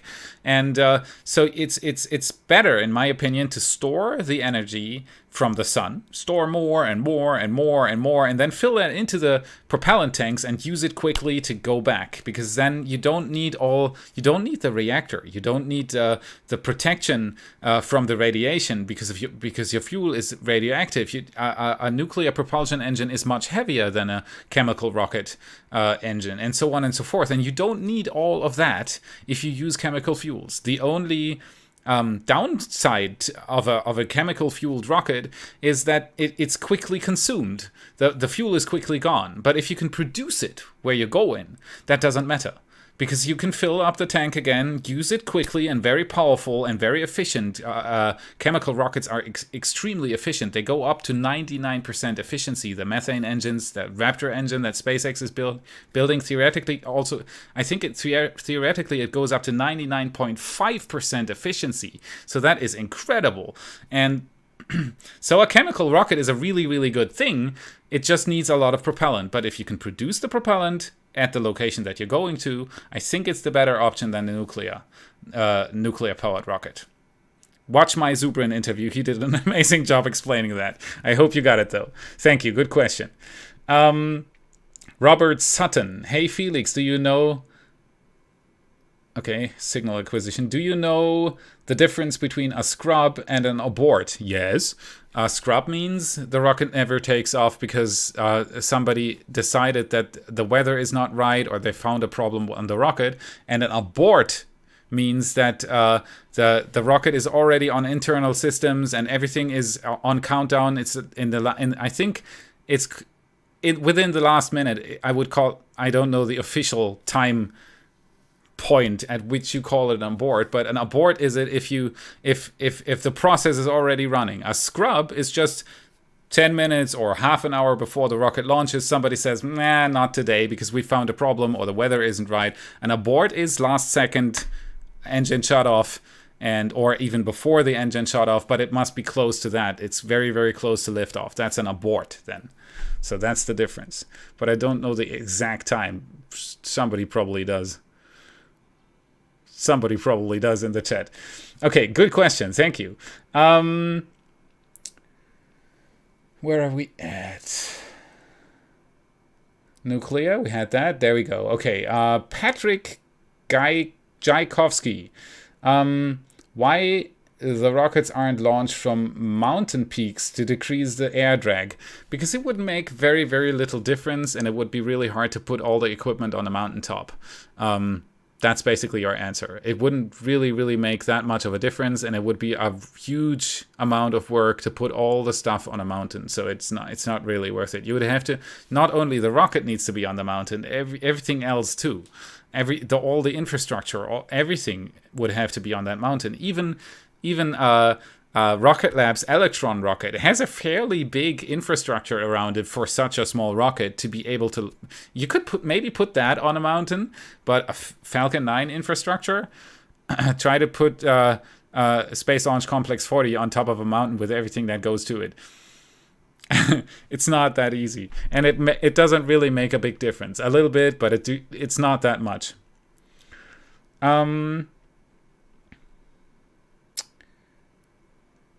Okay, we got Michael Farr. What are the 4 towers surrounding the rocket? Those are, I think, if it's what you mean, those are Blitzableiter. They are to deflect lightning strikes.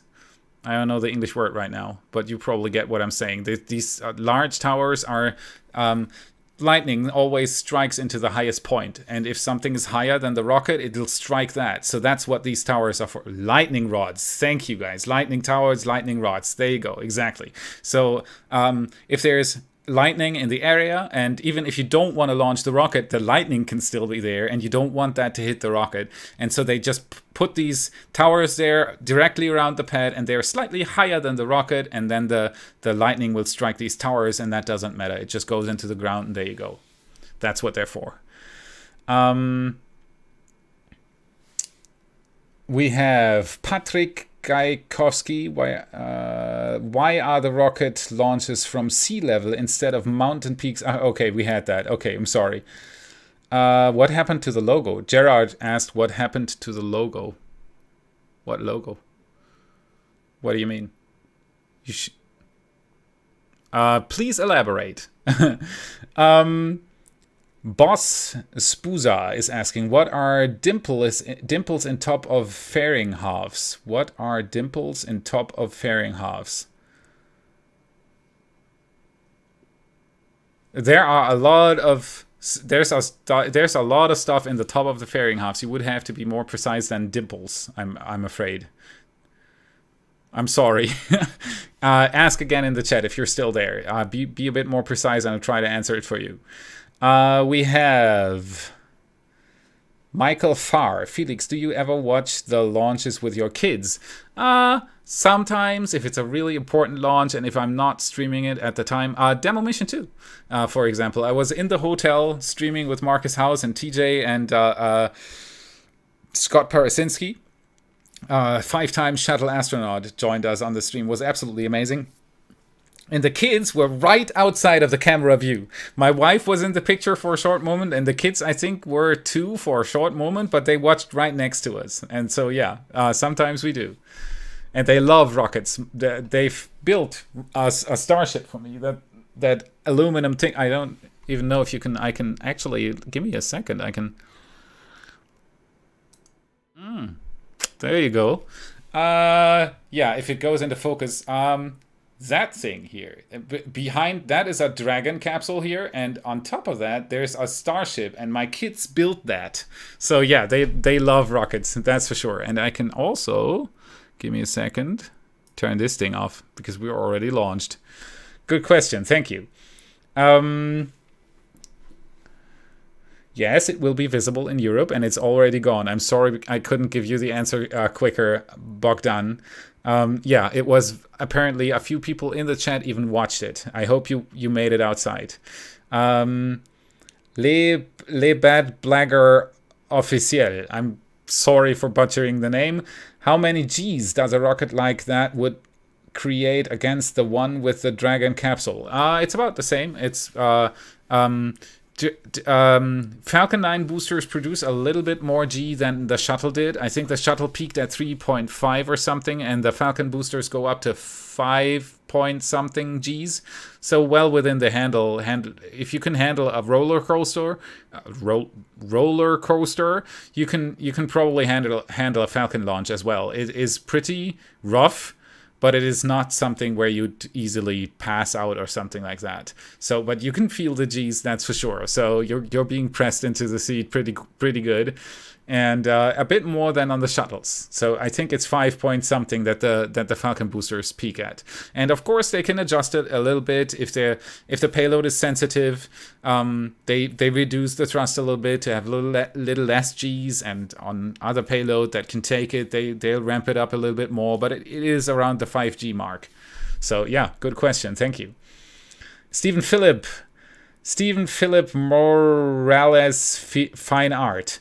What's the stuff flying around the booster? I'm pretty sure you mean these white little specks that you can see in the footage every time. Basically, it's ice.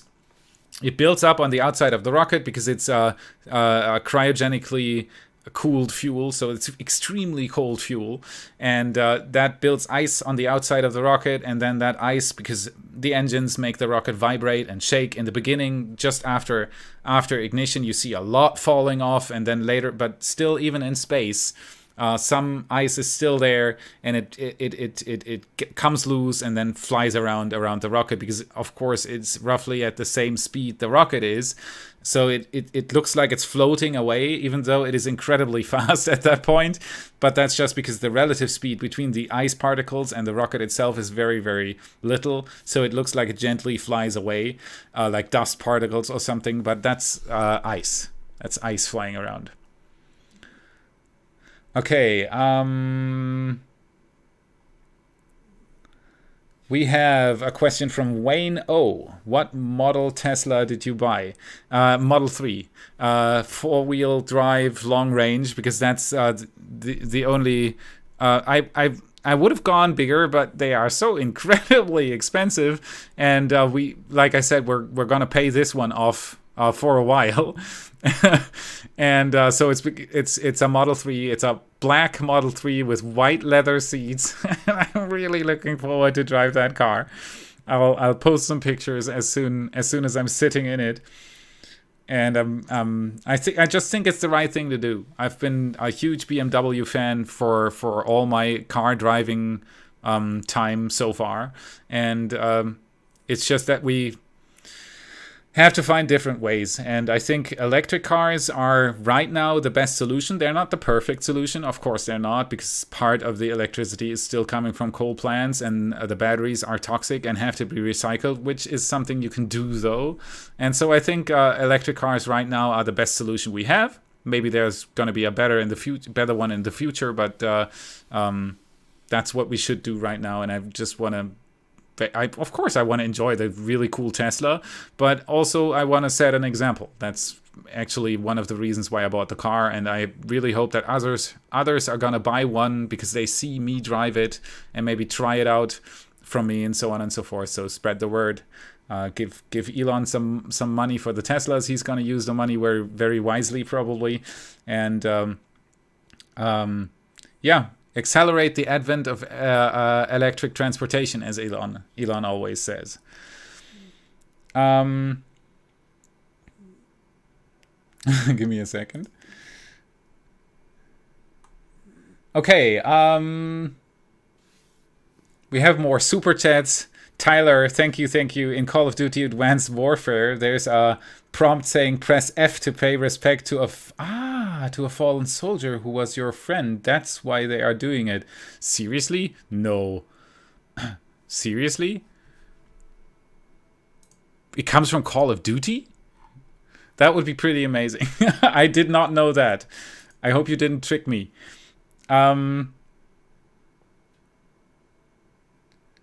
We have Duncan Slade. Thank you for becoming a member. As I said before, don't forget to link your YouTube account in your Discord app. Install Discord if you haven't done it yet. Go into Discord, into the app, into the account app settings, and link your YouTube account in there, and then you'll get access to the What About It Discord. I'm looking forward to see you all there. Varenstein, thank you again. Do you have plans for a 100K sub event? You bet I do. And I will live stream it. I did 10,000 and I thought that was absolutely crazy. and then I did 50,000, and I thought, you guys are out of this world. And at 100,000, I'm probably just gonna drop dead or something. Of course, I'm gonna live stream it, and I'm very, very much looking forward to it, because that's a very, very special moment, I think, for most YouTubers, because you get that shiny play button, and it's kind of the first recognition you get from YouTube. And so I'm really, really looking forward to that, and it's an amazing feat to do this in 1.5 years, and I'm stoked, guys. Thank you for all the subscriptions, that's for sure. So yeah, I'm gonna do a live stream. I am. Captain K, thank you for the super chat. Rocket go brrr, exactly, and it did so today, and it was absolutely awesome. What's for launch? New member. Thank you. As I said, link your account to get access to the Discord. Eric De Young, thank you for the super chat. Small donation for your Tesla. Thank you. That is awesome. Oh yeah, if you want to give me money for my Tesla, you can do that too. But I think that because the 4K camera is funded, you guys are absolutely awesome. Thank you so much. Thank you for the support. Julio Silva, new member. Link your account to get access. Ferenc Pashir, thank you very much for the super chat. Much appreciated. Ma Zoli, thanks for all the content. You're very, very welcome. Thank you for your support. That'll help me to make more content. Andrew Brown, new member, thank you. Absolutely awesome. I'm looking forward to see all of you on the Discord. If you're, like, seriously, if you don't know what Discord is, I don't care. Go download Discord and get on our server. I want to see you in there. I want to say hi to you, and I want to talk to you about space. Absolutely awesome. Thank you. Will Warwick, thank you for the super chat. SpaceX does not use bigger SS rings limiting welds. They have talked about double size stainless. He means with SS. He means stainless steel rings. They've talked about double size stainless steel rings. They've talked about in the end manufacturing starships in segments. It's not completely clear yet what they mean with that. But for now, we're with the stainless steel rings, and I think there's a.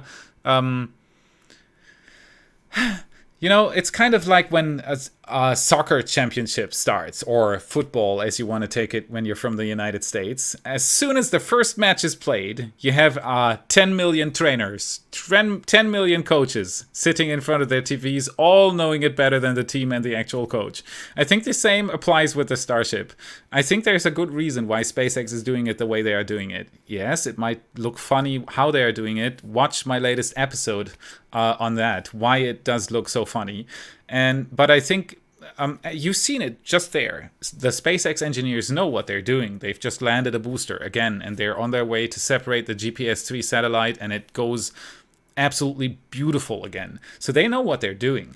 And I think the same applies to the engineers working on the Starship project right now. And so we'll have to wait and see what they come up with. It's really, really hard to predict from the outside why they're using the rings at the height they are using them, and why they're choosing this over that, and so on and so forth. But it's early development, very early development, as you can obviously see, and it's going to be quite the journey before the finished product is done.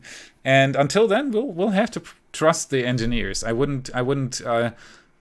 I've never stepped out on any of my episodes saying I would do this differently, because I'm not a Starship engineer. So it's really hard to judge why they're doing it, but it is incredible to see how they're doing it. And that's what we should concentrate on, in my opinion. Good question, though. Thank you. And thank you for the super chat.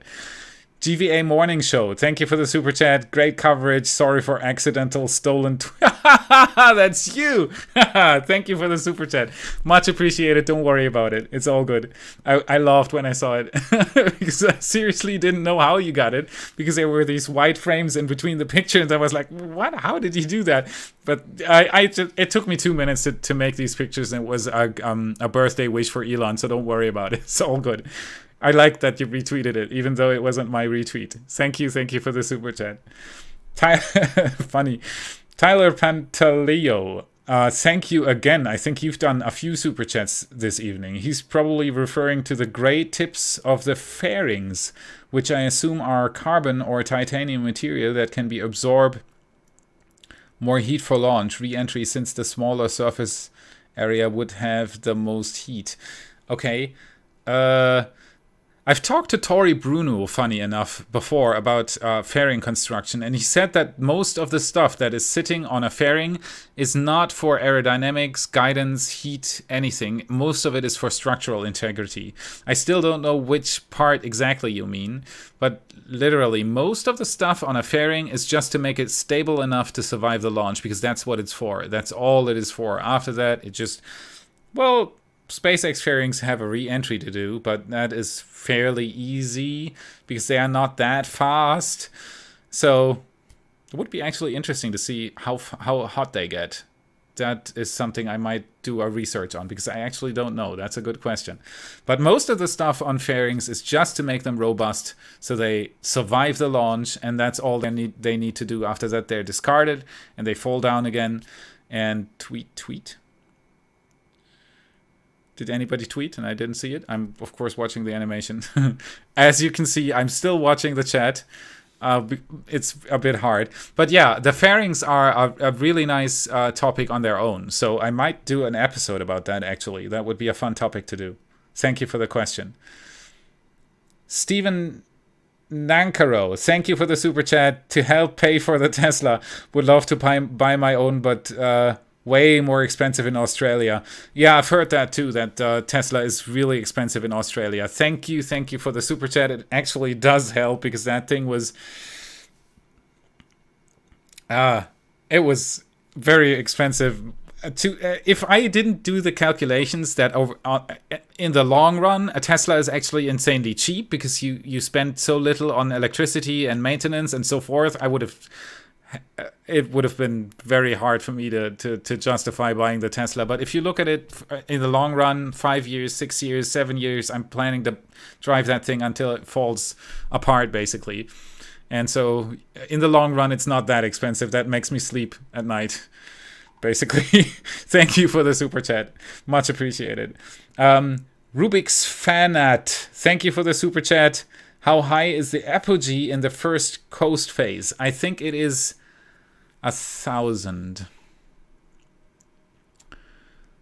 Let me check. Give me a second. I'm gonna minimize this thing, because I think I have the right website open for that. Give me a second. I had that somewhere. No, I think I don't anymore. And that's long gone. So this website, by the way, is really, really nice, because there you can get a view of the trajectory, but it doesn't give you the number, and you would have to simulate it up here, and that would take too long for the live stream right now. I won't do that. But I think it's either 1,000 or a lot more. I can't really tell you from the top of my head. The question came, funny enough, the question came up earlier. Let me just go back to the stream here. The question came up earlier and I answered it, but I successfully forgot about it again. So it's a highly elliptical orbit in the first coast phase, and then they correct that I think to 20,000 kilometers away from Earth. What's the name of the website? I can answer you that. This is launch360.space, and it is actually a really, really nice website. I use that a lot for all sorts of stuff. They have really, really good information. Check it out if you've got the time after the stream. The link is also in the stream description, so that makes it easier for you. There are actually a few nice links in there, because because a few of the questions always repeat, like what payloads on top, or is it gonna land, or when is separation, and all that kind of stuff. You find most of that in the description of the stream. I was really busy putting all sorts of stuff in there for you. Elon Musk is saying I'm cool. Yes. Thank you. We have Tamas Nagy. Thank you for the super chat. Thank you for your amazing word. Thank you for your amazing support. Thank you, thank you, thank you. Marcus Aperli, thank you for the super chat. Small donation for the Tesla. You got Tasmania acquisition there. Small donation for the Tesla. Only small cause you're turning your back on BMW. Just got a black hard top. 5-speed manual Z3. Whoa, that's a pretty nice car. Would also get a Tesla if new. Okay, yeah, I've been a passionate BMW driver for years now, and I've driven Z4s, BMW 5s, BMW 3s. I loved them, but an aunt of mine bought a Tesla Model 3, and that's when, for the first time, I was actually able to drive one. And let me tell you, that's a smooth ride. I've never, I mean, BMW. If you drive BMW, you know what a good ride feels like. But Tesla, it's double that. It's really, really, really good. It's dead silent. It's really comfortable inside. The seats feel just perfect. The entertainment system with the huge screen in the middle is unrivaled. Basically, you get an autopilot. You get 4 seconds 0 to 60. It's a good car. It really is. Besides being eco-friendly and all that kind of stuff, it's a really, really good ride. Let me tell you. Thank you for the donation. Thank you very much. Will Warwick, Elon built a Tesla with a high ground clearance. Yeah, he is doing that. It's called Cybertruck. My wife actually said we should wait for the Cybertruck. In Germany, though, let me tell you, all the parking lots in Germany are just way too small. So I talked her out of it, basically, because the Cybertruck would just be too big for Germany. Okay, thank you. Yeah, the burn is coming up, exactly. Like I said, I'm reading the chat, and so we're going to put this to full screen so we can watch that second burn. Nope. That's the one. Nope. That's the one. There we go. Okay. Burn is coming up in... Let me check. I've got it here. Second stage engine burn is 1 minute and 3 seconds. At 1 minute and 3 seconds it starts. 1 hour, 3 minutes and 28 seconds. Don't listen to me. So in about 2 minutes it should start.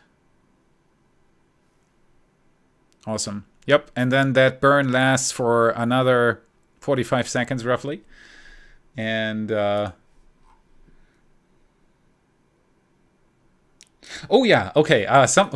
One of my moderators actually just reminded me of something really important, and I can say that before the burn starts. So I'm shifting my schedule. Normally my episodes come out Monday and Thursday, but because I got a new editor, and I'm really, really happy to have him. If you're watching this right now, welcome to the team again. It's a blast to have you. You're such a creative person, and he has he's got a girlfriend, and she's a teacher, and they can only meet on the weekends basically, and so it would be really hard for him to work on the weekends. So that's the reason why I'm shifting my schedule from Monday and Thursday to Tuesday and Friday. Nothing else changes. So the next episode is not going to be on Thursday. The next episode is going to be... Oh, actually, I'm sorry. I'll finish later. Just joining us, we had a smooth liftoff at 4:10 p.m. Eastern Time, followed by separation of the first and second stages. We then had a successful burn of the second stage Merlin vacuum engine, and that placed us in the desired parking orbit. You can see on the screen, we're currently 422 kilometers up. We're passing south of Australia right now. Our next major event coming up in just 30 seconds is the second start of the upper stage engine called SES2. Currently, from the orbit graphic, we are receiving data through our ground station in Tasmania. Second stage is firing settling pulses using cold gas. Make sure propellants are at the top of the inlets of the pump, ready to light that engine.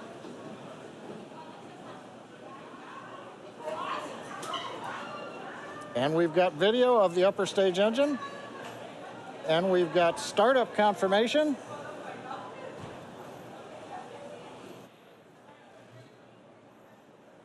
Propulsion confirms we are up on power on the MVAC-D engine. Now the second stage will burn for 44 seconds, and that's going to add over 2,000 meters per second to the speed of Falcon 9 before we shut it down for the second time. Now this shutdown event might be called out as MECO 2. Now this burn that we are in right now will place the GPS III space vehicle into the required orbit prior to separating it from Falcon 9.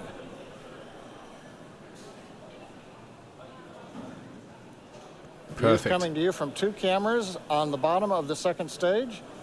as we switch back and forth so that we can see both sides of the engine. We've got shutdown, waiting for orbit confirmation.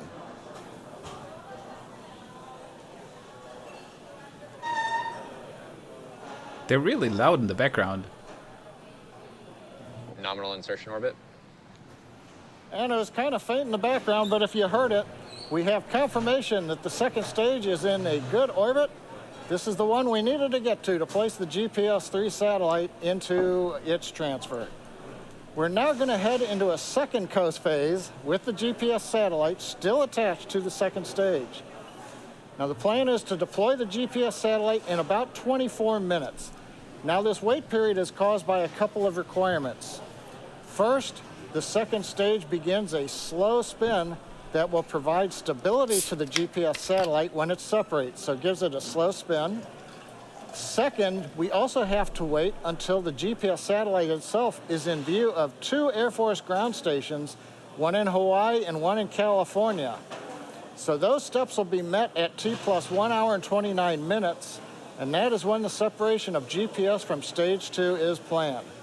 So I'm going to pause commentary now during this coast, but we will come back for separation in about 23 minutes at T plus 1 hour, 28 minutes, and 30 seconds. Thank you, John. Good second burn. Absolutely awesome. As he said, another 25 minutes or so. Right now, 24 minutes until we get deployment. Okay, I was about to say about my schedule change. So and Alex is in the chat, by the way. So say hi to Alex. He's an absolutely awesome editor. I'm super happy to have him on the team. And yeah, he's the reason why we're changing to Tuesday and Friday. So the next episode's going to come out on Monday. That's going to be the last one in the regular schedule. And then the next one's going to be on Friday. But nothing's going to change. It's just Friday. It's just Tuesdays and Fridays. So it's all stays the same, just one day later. Okay, now that I've said that, I almost forgot to say that because I think when I wrote the script for the Monday episode, I told my wife that I really need to have that in the episode, and guess who forgot it? So you're the first to know, and probably the people on Monday I'm gonna do a public post on my channel, and I'm gonna tweet it to get as many people as possible covered, because many will on Thursday think, where's the episode, and then they'll get it on Friday. But then probably on Friday I'll tell everybody else. I completely forgot about it. I was so focused on producing rather than announcing, and so yeah, that's what happens. And I'm off by a day as well. The episode already aired on. Wow, guys, it's almost half. It's 23:18, so that is 11:18 p.m. at night. So bear with me. The episode, of course, has been released yesterday, and I forgot to say that on the episode that the schedule has changed. I did so well, but that happens. Okay, let me try to get to a few more questions here. Skeleton 256. How many launches in a row are successful now? Ooh. I can tell you that this is... Oh, they have signal acquisition. I can tell you that this is... Give me a second. This is... I've had that researched here. Actually, one of my team members had that researched for me. But it is really hard to read it here. I have to work on that still. So this is the 88th Falcon 9 launch. And the 32nd of a Block 5 rocket. I can honestly not... I think... Has the Block 5 ever had a failure? I think it has not had. I think the last failure was CRS 8. I think somebody in the chat will spam me now if I did something wrong, but I think the last failure of a SpaceX rocket was CRS 8. Can anybody confirm that? No Block 5 fails, exactly. Ah, CRS 7. Damn. It was CRS 7.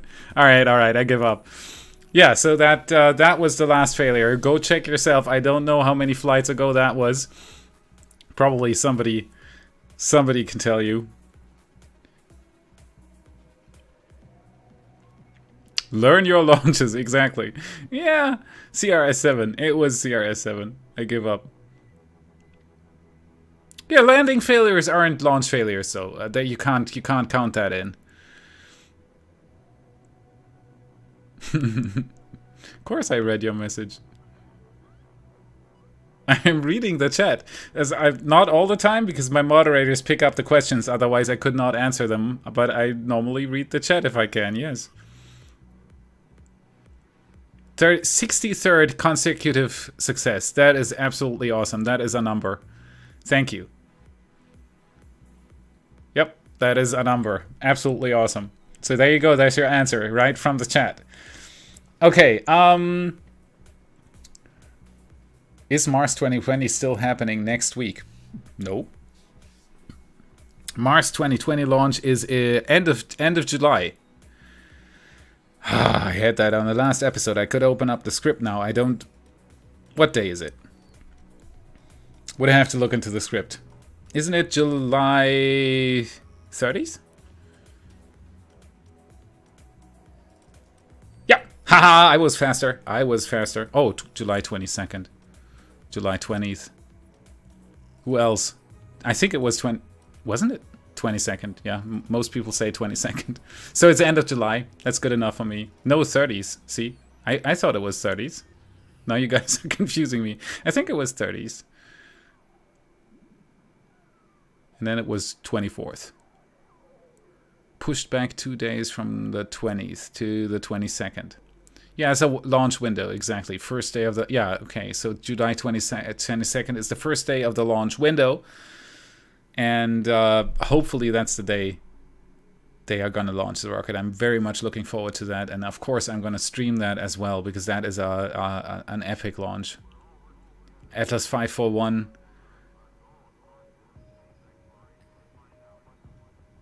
Atlas 5541. There you go. Yep. Thank you. Thank you. Yeah, so it's July 22nd. And that's going to be an absolutely awesome launch. And I'm very, very much looking forward to the re-entry as well. The cat opened the door. That kind of freaked me out. The cat opened the door. And the re-entry is going to be, the landing is going to be February 18th, 2021, I think. And now people are going to bombard me that it's that it's February 19th or something. But I think it's February 18th, 2021. And the amazing thing about that is, like 25, 28 minutes later, we're going to get HD footage and audio recording from the landing of the rover on Mars. And that is going to be... you know, that is going to be really, really good. I'm very, very much looking forward to that. Somebody's saying 23rd. Somebody else is saying correct. I think it was February 18th. Not good with dates. That's why I script. 28th. Yeah. I'll look into the script. It's going to be epic, though. It's going to be February 2021. And it's going to be an awesome day, because we're going to get, not live, but we're going to get absolutely epic, yeah, February 30th. There you go. We're going to get absolutely epic footage of the landing itself. Like around 30 minutes after the actual landing happens, of course, because of the delay. But it's going to be really, really nice and definitely worth your while. So tune in then. Set your reminder for February 28th, okay? Could be 28th.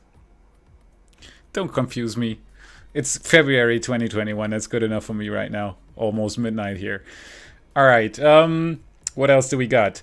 Do you think Ramhard is asking? No, actually, T-Virus91 is asking. I'm sorry, I almost skipped you. Is Mars 2020? Oh, got that already. Okay, Green Run. Hey, Felix. Yay. Hey, Green Run. Question 44. Ramhard. Do you think SpaceX should catch their fairings through flight, like Rocket Lab is doing with their...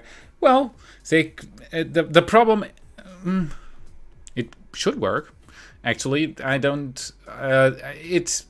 it would work the same way. They have the boats with the nets, but it would probably also work with a helicopter. The problem is, though, these fairings land downrange, and they land downrange like 600 kilometers downrange. For a helicopter, they don't have that much range. So you would have to start the helicopter from a ship, and then the helicopter would catch the fairing. You would need 2 helicopters, and they'd bring that back to what? A ship again. So why use a ship and a helicopter when you can just use a ship? So for the fairings, actually, I think it's the better thing. You couldn't catch a rocket booster with a ship, so they picked the helicopter for that. So it doesn't. Also, the helicopter has a little bit more time to catch the booster. The ship has 1 try, and that's it. The helicopter can aim and see until it fits, and then catch the booster. And that's what Rocket Lab went for. But for the fairings, I think the best way is to go with a ship for named reasons. You don't need the helicopter, and it's not terrible if the fairing hits the water. It's not perfect, but it's not terrible either, and so on and so forth. So I think the ship is a good idea, and it's amazing that they actually managed to do it that way. I still remember the first time they caught a fairing, I just jumped out of my seat. Well, yeah, why not both? Oof. Because you would need a ship that supports the helicopter, and you would need the helicopter again. It would be much more work than just the fairing catcher boat. I think that's the main reason. Good question though. Thank you. It would be possible, no doubt. Terror Botya, how long will Crew Dragon be in the water before recovery? Not long. If everything goes fine, a few minutes. They've done tests before, and they've recovered the Crew Dragon from the in-flight abort test. They recovered that. They did some excellent exercises then, and they've recovered Demo Mission 1, of course. And so it's, I don't know exactly, but it's not that long. I'm waiting for somebody to say a precise number in the chat, because you guys sometimes have much more knowledge than I do about this kind of stuff. But it's just a few minutes.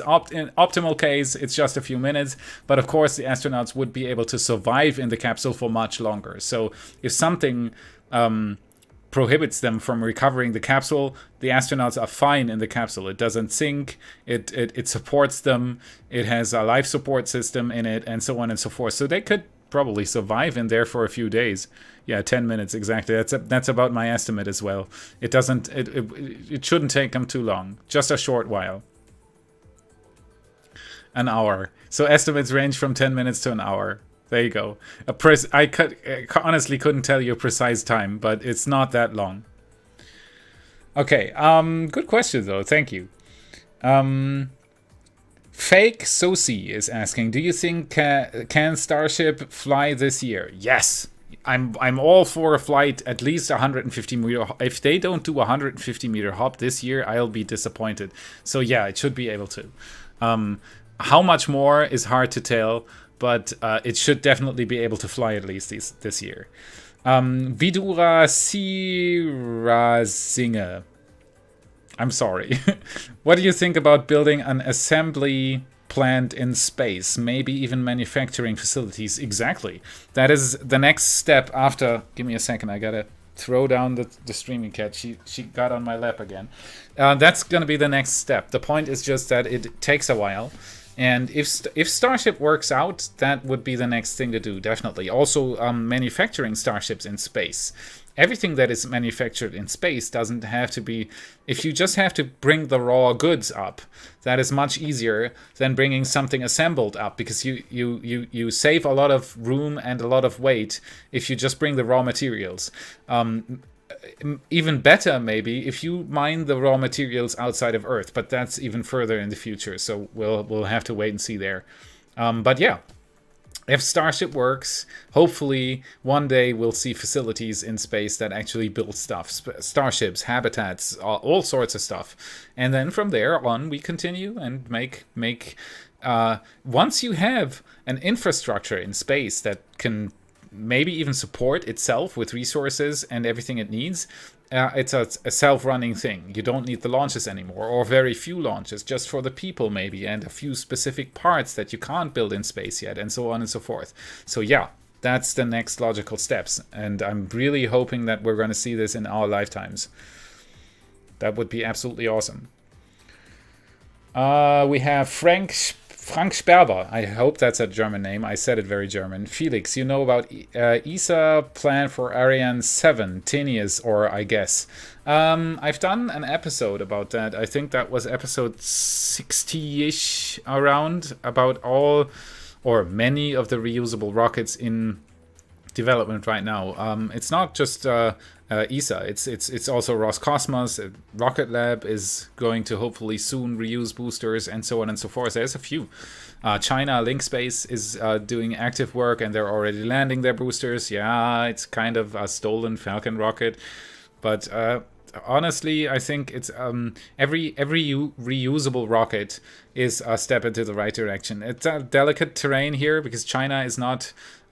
Many people don't like what China does, especially with their launch industry, and I can understand parts of it. They are sometimes, just recently, they've crashed them into buildings again, and that is something you should just not do. I totally agree with that.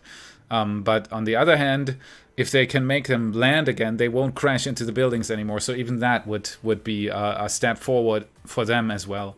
And so, yeah. It's a difficult topic with them, but yeah, ESA is not. You said what was it? Athenius is what you said. There are a few prototypes right now that ESA is working on to make rockets reusable. It's all baby steps right now, and they are very, very late, and they better catch up. So if anybody working at ESA right now is watching this, guys, where's Europe in all of this? Because until recently, until 2 years or 3 years ago, ESA's official statements were, nah, if we land rockets, we lose money because we can't build anymore.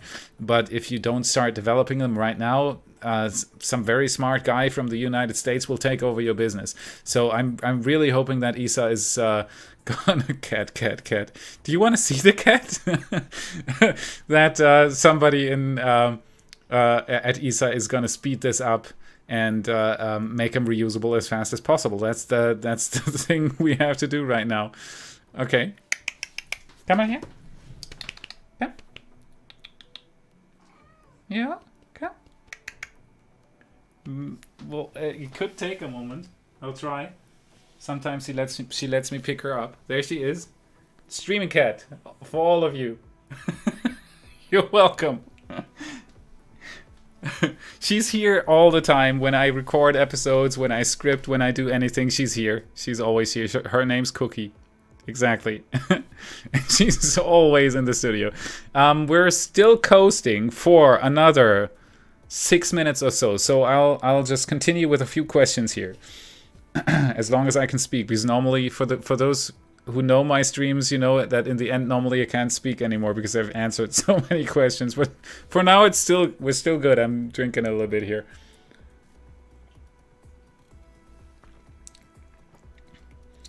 And they want to see the baby cats. Some of my moderators are telling me they want to see the baby. Well, I could show you Thrustpuck. If my wife can bring Thrustpuck up, I'll show you Thrustpuck. Is that a deal? We've one of our cats, the other one, not Cookie, had 4 kittens recently, and we named them Apollo, Artemis, Twang, and Thrustpuck.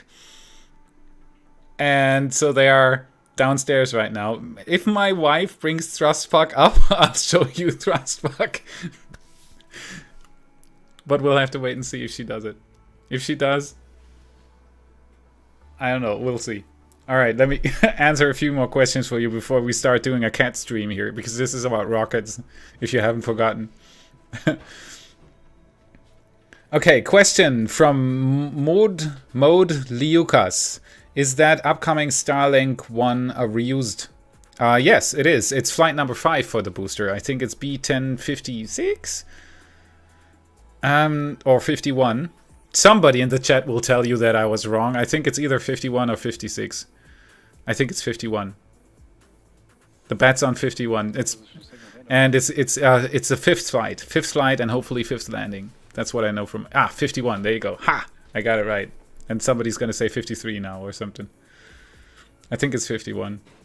It's gonna be the fifth flight though. I know that. Oh, look at that. Come on here. Yeah. Look at this. This is thrust puck. You know that thrust pucks look different? Oh, and she doesn't want this. Yeah, it's so good. Normally thrust pucks look very different. But this is a very cute small version of a thrust puck. And she really doesn't want this right now. She's scratching me. Oh, help. Come on hier, ist ja gut. Ist ja gut.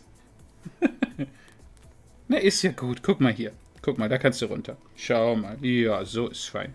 She's got really sharp and pointy claws. So yeah, that's the baby kittens. And she really doesn't want me to lift her up right now. Of course, understandable. Komm mal her. So, schau mal. Hier, nimm noch mal zurück. Kittens! But this is about rockets, guys. This is not about kittens. But that's thrustbuck. There you go. Yeah, they're very, very cute. We're enjoying them right now very, very much. We're probably not gonna keep many of them. My wife wants to keep all of them, I think. But we already have 2 cats. And I don't know how many, or if at all any, we're gonna keep. Go away with the kittens. They scratch me, but they're a joy to have around. Absolutely, I like them, and they are very, very noisy at night. So that's what's going on in the house right now. And we're approaching the separation, and hopefully, the deployment.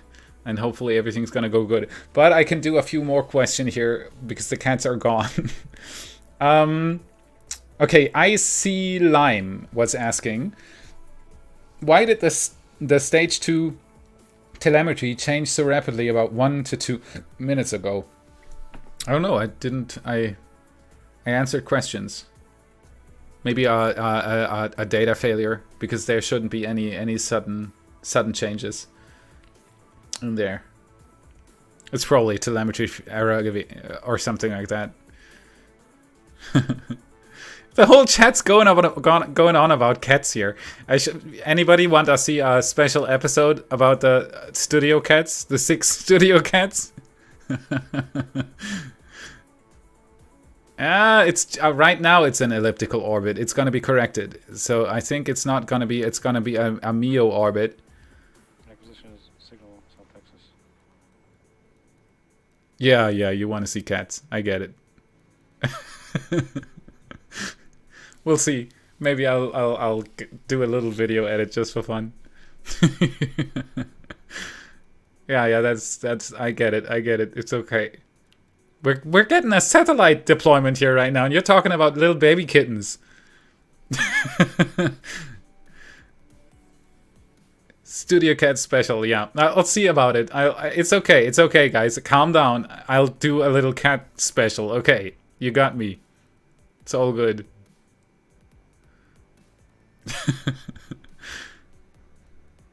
Cat as co-host. Now that's where it stops. I'm not gonna do that. So we're 1 minute away from the. You guys totally derailing my super cool rocket live stream here. Nightwing's a really nice cat name. Cats in Space. A raw episode. Yeah, I could do a raw episode for patrons and YouTube members. Because I think most of my viewers would not understand cat videos. And they would not like that. Probably. At least I think so. I'm not too sure anymore though when I see this chat. Apparently rocket fans really like cats. Who would have thought? Thank you for the super chat, Thomas. Alright, here we go. Give me a second. Number 3 mission for the United States Space Force. Now, if you're just joining us, we had an on-time launch at 4:10 p.m. Eastern Time, followed by successful ascent, stage separation, and 2 second stage engine burns. On your screen is a view of the GPS satellite atop Falcon 9.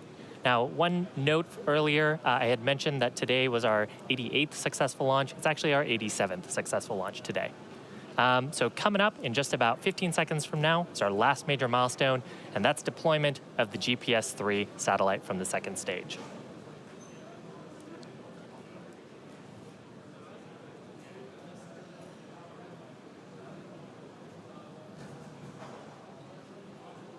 Payload separation confirmed.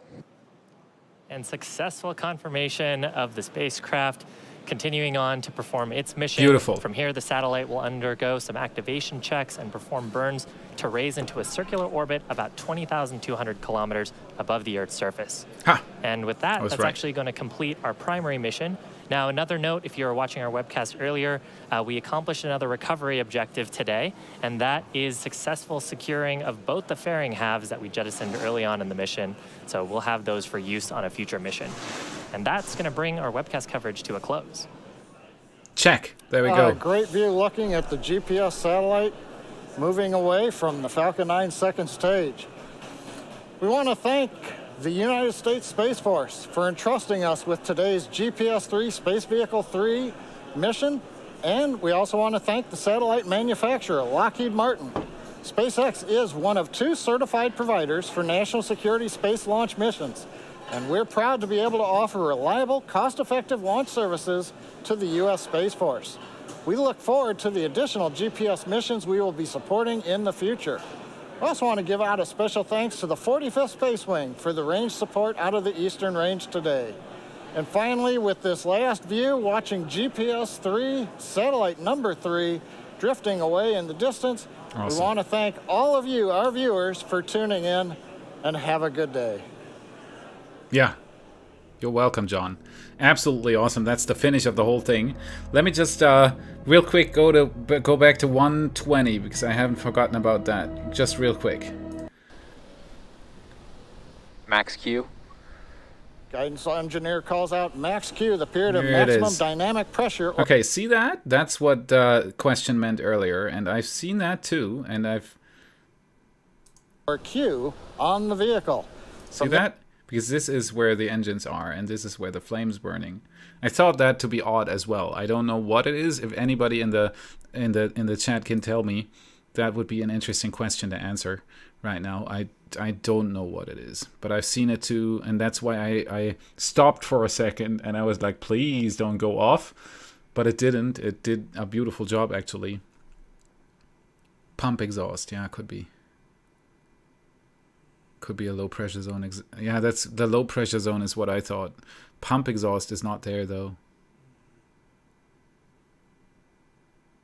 Nah, that's not the pump exhaust. Pump exhaust on the Merlin engine is on the side next to the bell, I think.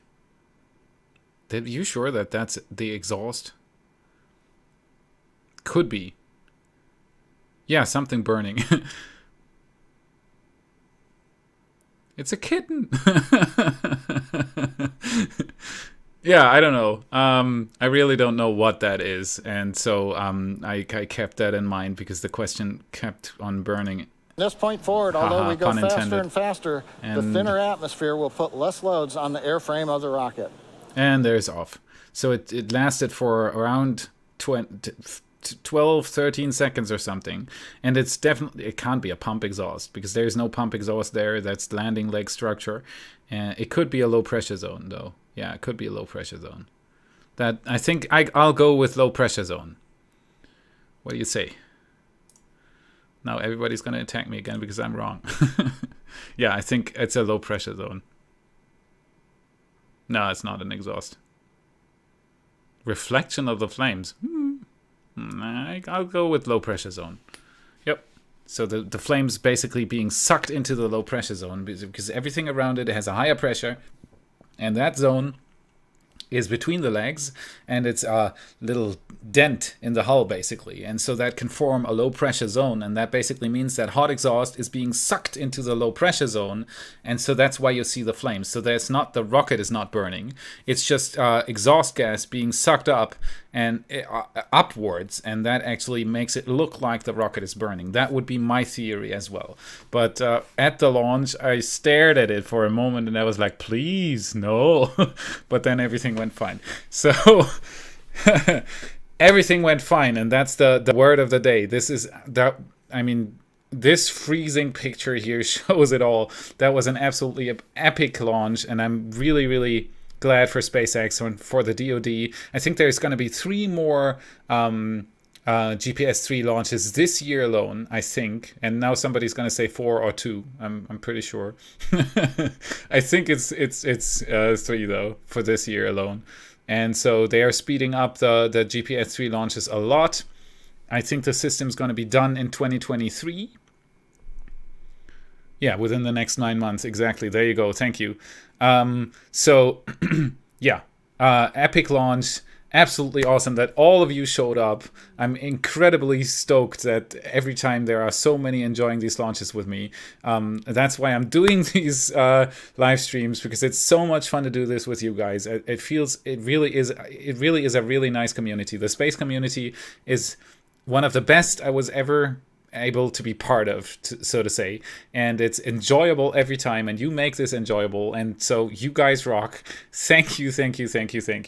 Let me real quick do one more question here, because I thought that one popped out. It's from Henning, and he says, hey Felix, will you stay up to watch SN5 cryo test tonight? You gotta ask my wife about that. I'm pretty sure she's not gonna let me. So yeah, I would love to, but I think it's gonna be in the middle of the night, and so I'm maybe gonna watch the replay tomorrow if anything happens tonight. I haven't watched Le Padre feed or the NASA Spaceflight feed recently, because obviously I was preparing for the stream and all that kind of stuff. So yeah, I hope that there's gonna be some action in Boca Chica tonight. And one of my moderators is telling me that I should keep going. I've got a few more questions left, so I could do those. Okay, Raphael is asking, what is the cost of a launch? Okay, the Falcon 9 is very, very cheap. For SpaceX, there are no official numbers what SpaceX pays for a launch. But I think everything together, so build cost and everything, 4 more hours. Yeah, exactly. Oh yeah, give me a second. There we go, that's better. And where is the little clock thingy? There it is. Boop. Turned off. Okay, so everything there are always 2 numbers, the internal cost and the sales price. And I think SpaceX is paying something, the total internal cost is probably around 20 to 30 million for a Falcon 9 launch. It's dirt cheap compared to any other rocket. And I think the cheapest you can get a launch for is 55 million or 56 million, and somebody's going to say 54 now or something like that. But I think it's 55 million, somewhere very close to 55 million, and that's the price, or 50 even. There you go. Or 54. There you go. It's somewhere around the 55 million mark, and that is very, very cheap. I think the Department of Defense pays more for the GPS 3 launches. I don't know the numbers, what SpaceX gets for these contracts, but I think the number is probably going to be much higher, like 150 to 200 million or something like that. 96 million. There you go. Yeah, so that's the reason why SpaceX really, really wants these government launches, because they pay extra just for a good job. And for a flawless execution, they are willing to pay more money. And that's why SpaceX really needs these government launches. And that's why they compete every time there are you can really say bid wars on these. SpaceX applies for these launches, and they get a fair bit of them, because the Falcon 9 is a really good and very cheap rocket. And so they get a lot of them. And especially these government launches are very, very important for SpaceX. 96 million, yeah. Yes, Frank, because I'm looking at the chat right now. Frank Sperber was asking, I'm definitely going to do a live stream on the 150-meter hop, because I hope that SpaceX is going to do a live stream as they've done with Starhopper. The problem, or actually I would love to do live streams on the tests they are doing, the cryo tests, but the only three reliable sources for stream material out there are Jean from South Padre and Rachel, who do an absolutely awesome job, but they work with Tim Dodd. NASA Spaceflight, who of course use Boca Chica Gal, Mary, aka Boca Chica Gal, but she does it exclusively for NASA Spaceflight. And then the third one would be La Padre, who has already invited me multiple times, and I'm incredibly sorry I haven't done it yet, to jump on the hot mic of his camera, but that would still not be a live stream on my channel. So the problem for me not streaming that much out of Boca Chica is because there is not much camera feed I can use. I don't have yet, maybe that's going to change in the near future, but right now I don't have anybody putting a camera down for me in Boca Chica, so I can't really stream anything out of there that is not streamed by SpaceX. And but the Starhopper flights were streamed by SpaceX, and so I'm betting that when the first Starship is going to fly, SpaceX is going to have their own live stream, and I'm going to of course stream that again, of course. Yeah, Stinger, exactly. Let's go back to Boca Chica. I would love to do it from there. Yeah, that was an awesome trip. If you don't know, Stinger NSW is the guy I visited Boca Chica and Kennedy Space Center with in March and late February to middle of March this year. And it was an absolutely awesome trip. It was absolutely awesome. I'll never forget that again. And I really hope, Sammy, that I'm going to meet you there again. Epic trip. Absolutely awesome. Yeah, so that's the reason why I don't stream that many cryo tests out of Boca Chica, because it is really hard to get my hands on some camera feed. But maybe that's going to change soon. We'll see. Lead people are watching. Yeah, exactly. Very, very nice. All right, let me try to answer a few more questions. Just a few. If we have any further questions. Yes, we do. Ricky Summers is asking, what was your favorite launch?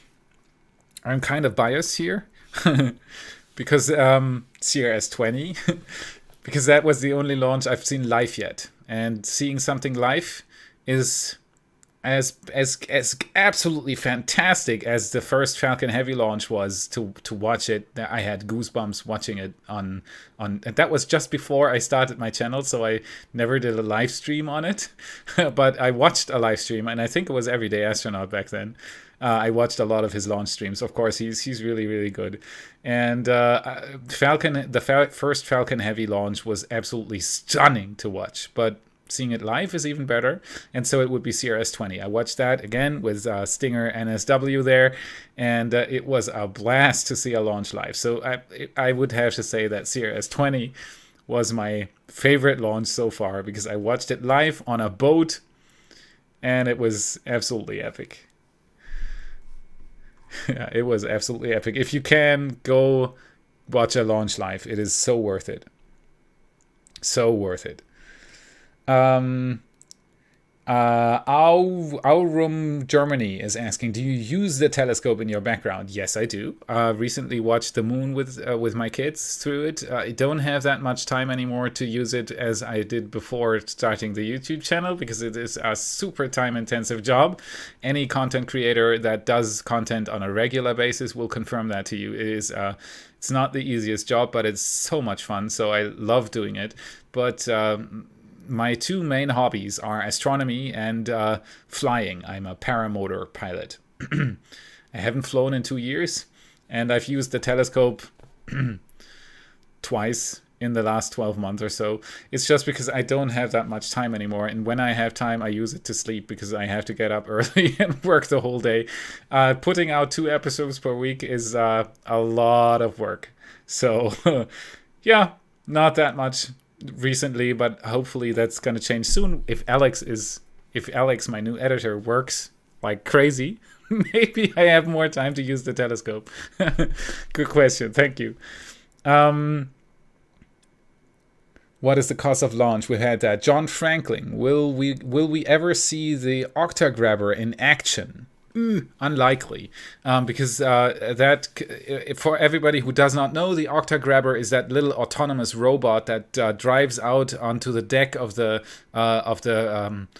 drone ship and fixes the booster so it doesn't tilt or, in the worst case, tip over because of the waves or the wind or whatever. So that it is there to secure the booster after landing. But that happens probably like 10 minutes or so after landing, maybe even more, to make the booster cool down or something like that. I wouldn't be surprised if it was like 10, 15, 20 minutes after launch.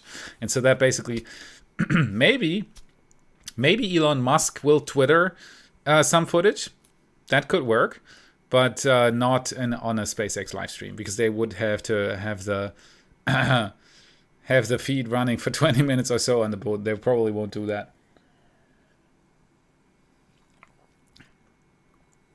Yeah.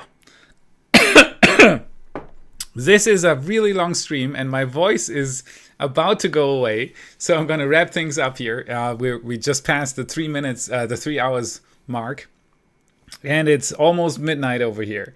So thank you for joining the stream. Thank you for the incredible amount of support I got this evening. I'm very much looking forward to seeing all the members, the new channel members we got on the Discord. As usual, my voice is going away.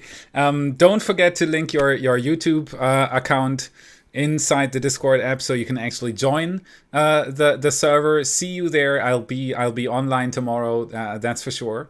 And remember the schedule change. So episodes Tuesdays and Fridays now, not Mondays and Thursdays anymore. So the next episode's going to be on Friday, not on Thursday. Have I forgotten about anything? Leandro gave me another super chat. That is absolutely incredible. Thank you so much. Okay, guys, you rock. What I've witnessed tonight was I've never had that before on a live stream. You guys are you get a little imaginary launch pin here for being the crowd that supported me the most on any launch so far. I've never got so many super chats. Thank you so much. I'm gonna put it to use to buy the 4K camera, and you're gonna see the quality on the episodes. So you invest in something that you can actually see, and yeah. Thank you for joining me for today's awesome launch, and have a great evening. I'm gonna let the stream run as always, and you might even hear us talk on the Discord channel, because we've done that on the last 2 streams, and I think it's a really cool thing for you to actually eavesdrop on us reflecting on the stream. So stay tuned if you want to listen to that, and have a great evening. Enjoy the music. See you on the next launch. See you in the next episode. You guys seriously rock. Thank you for making this an absolutely awesome evening, and have a great evening. Goodbye.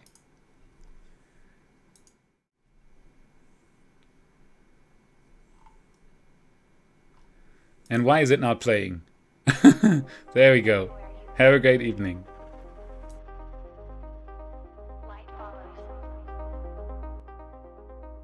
Okay.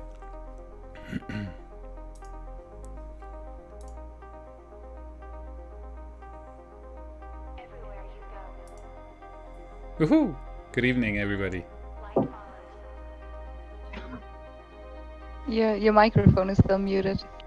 There we go. Now you can hear me. Hey there. Wow, what a launch.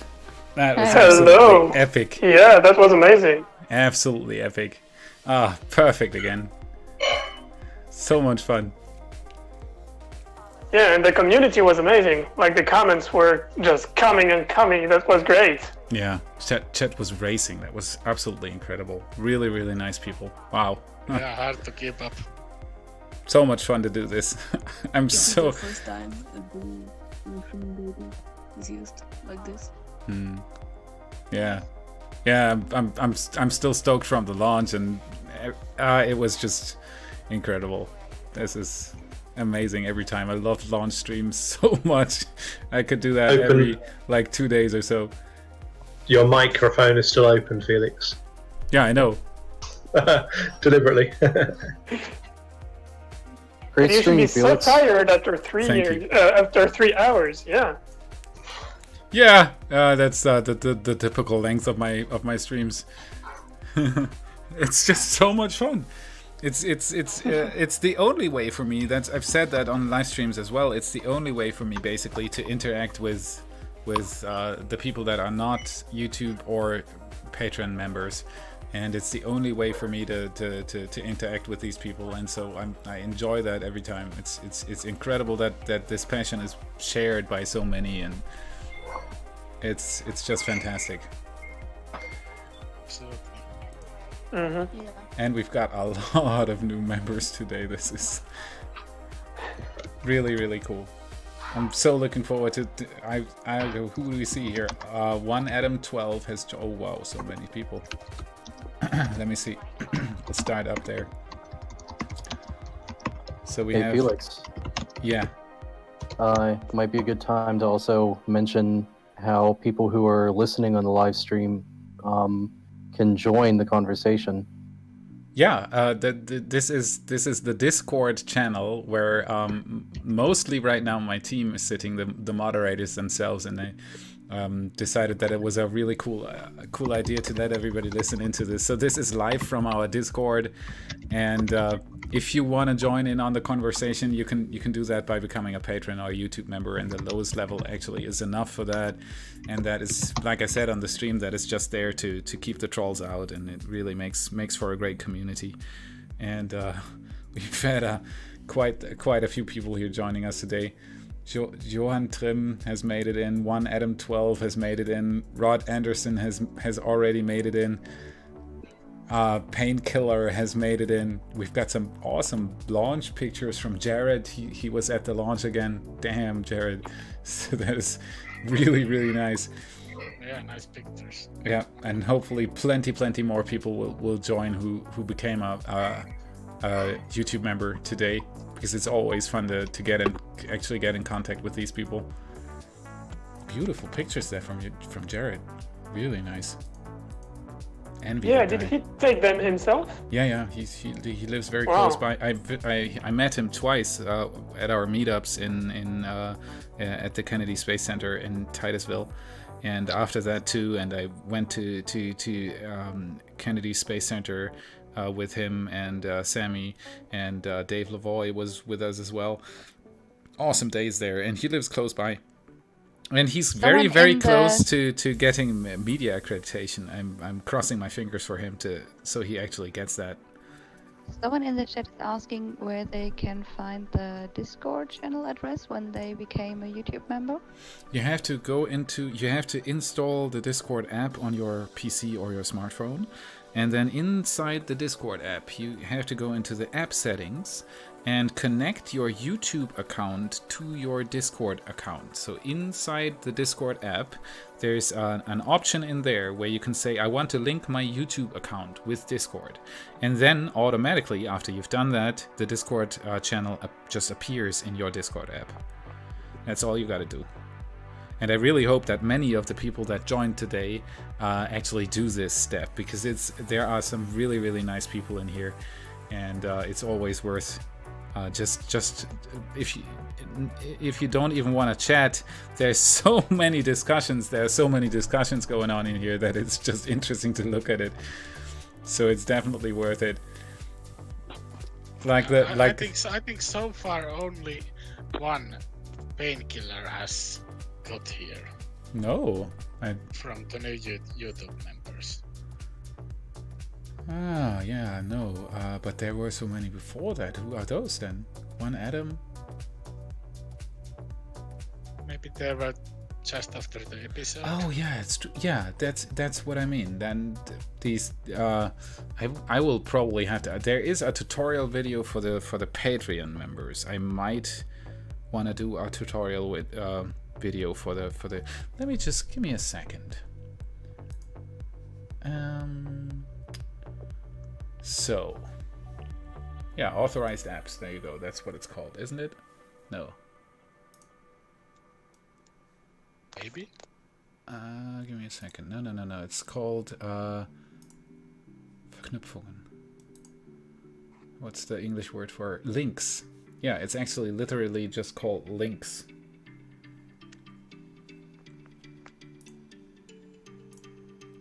and it doesn't let me look at it right now because I have the streamer mode activated. So somebody else would have to do. You go into your account settings, and then it says it's links. Probably is the English version of it.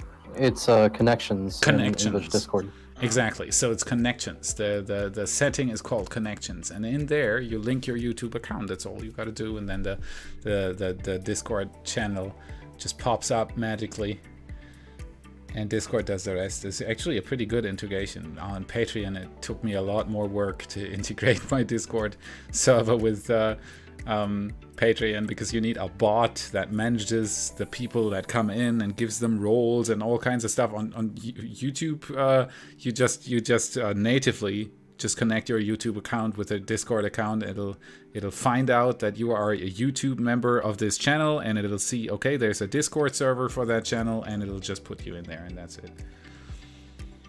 So yeah, that's an easy and quick solution. Technology is amazing. Yep. It works. It works really good. That's the most important part. Okay, I think I'm gonna wrap it up in here as well. Pretty tired, and it's late.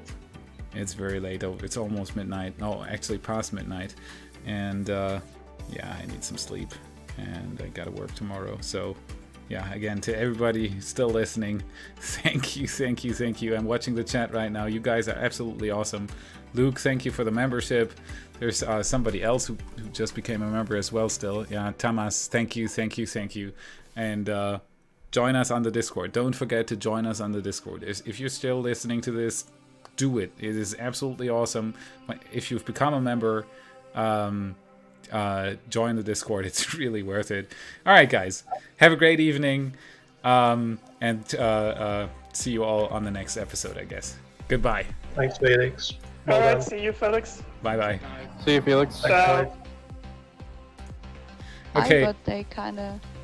Ooh, you wrapped it up? Yeah, I'm wrapping it up, and I'm coming downstairs. I'm exhausted. Okay.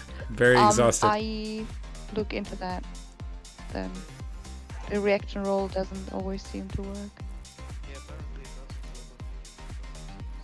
Oh. No, it must be. It must be, because one YouTube member has already agreed to be on the live streaming data. That was a YouTube member, wasn't it? Or was it a patron? There was him. Oh. Mm-hmm. Hey, hold on, Felix. You're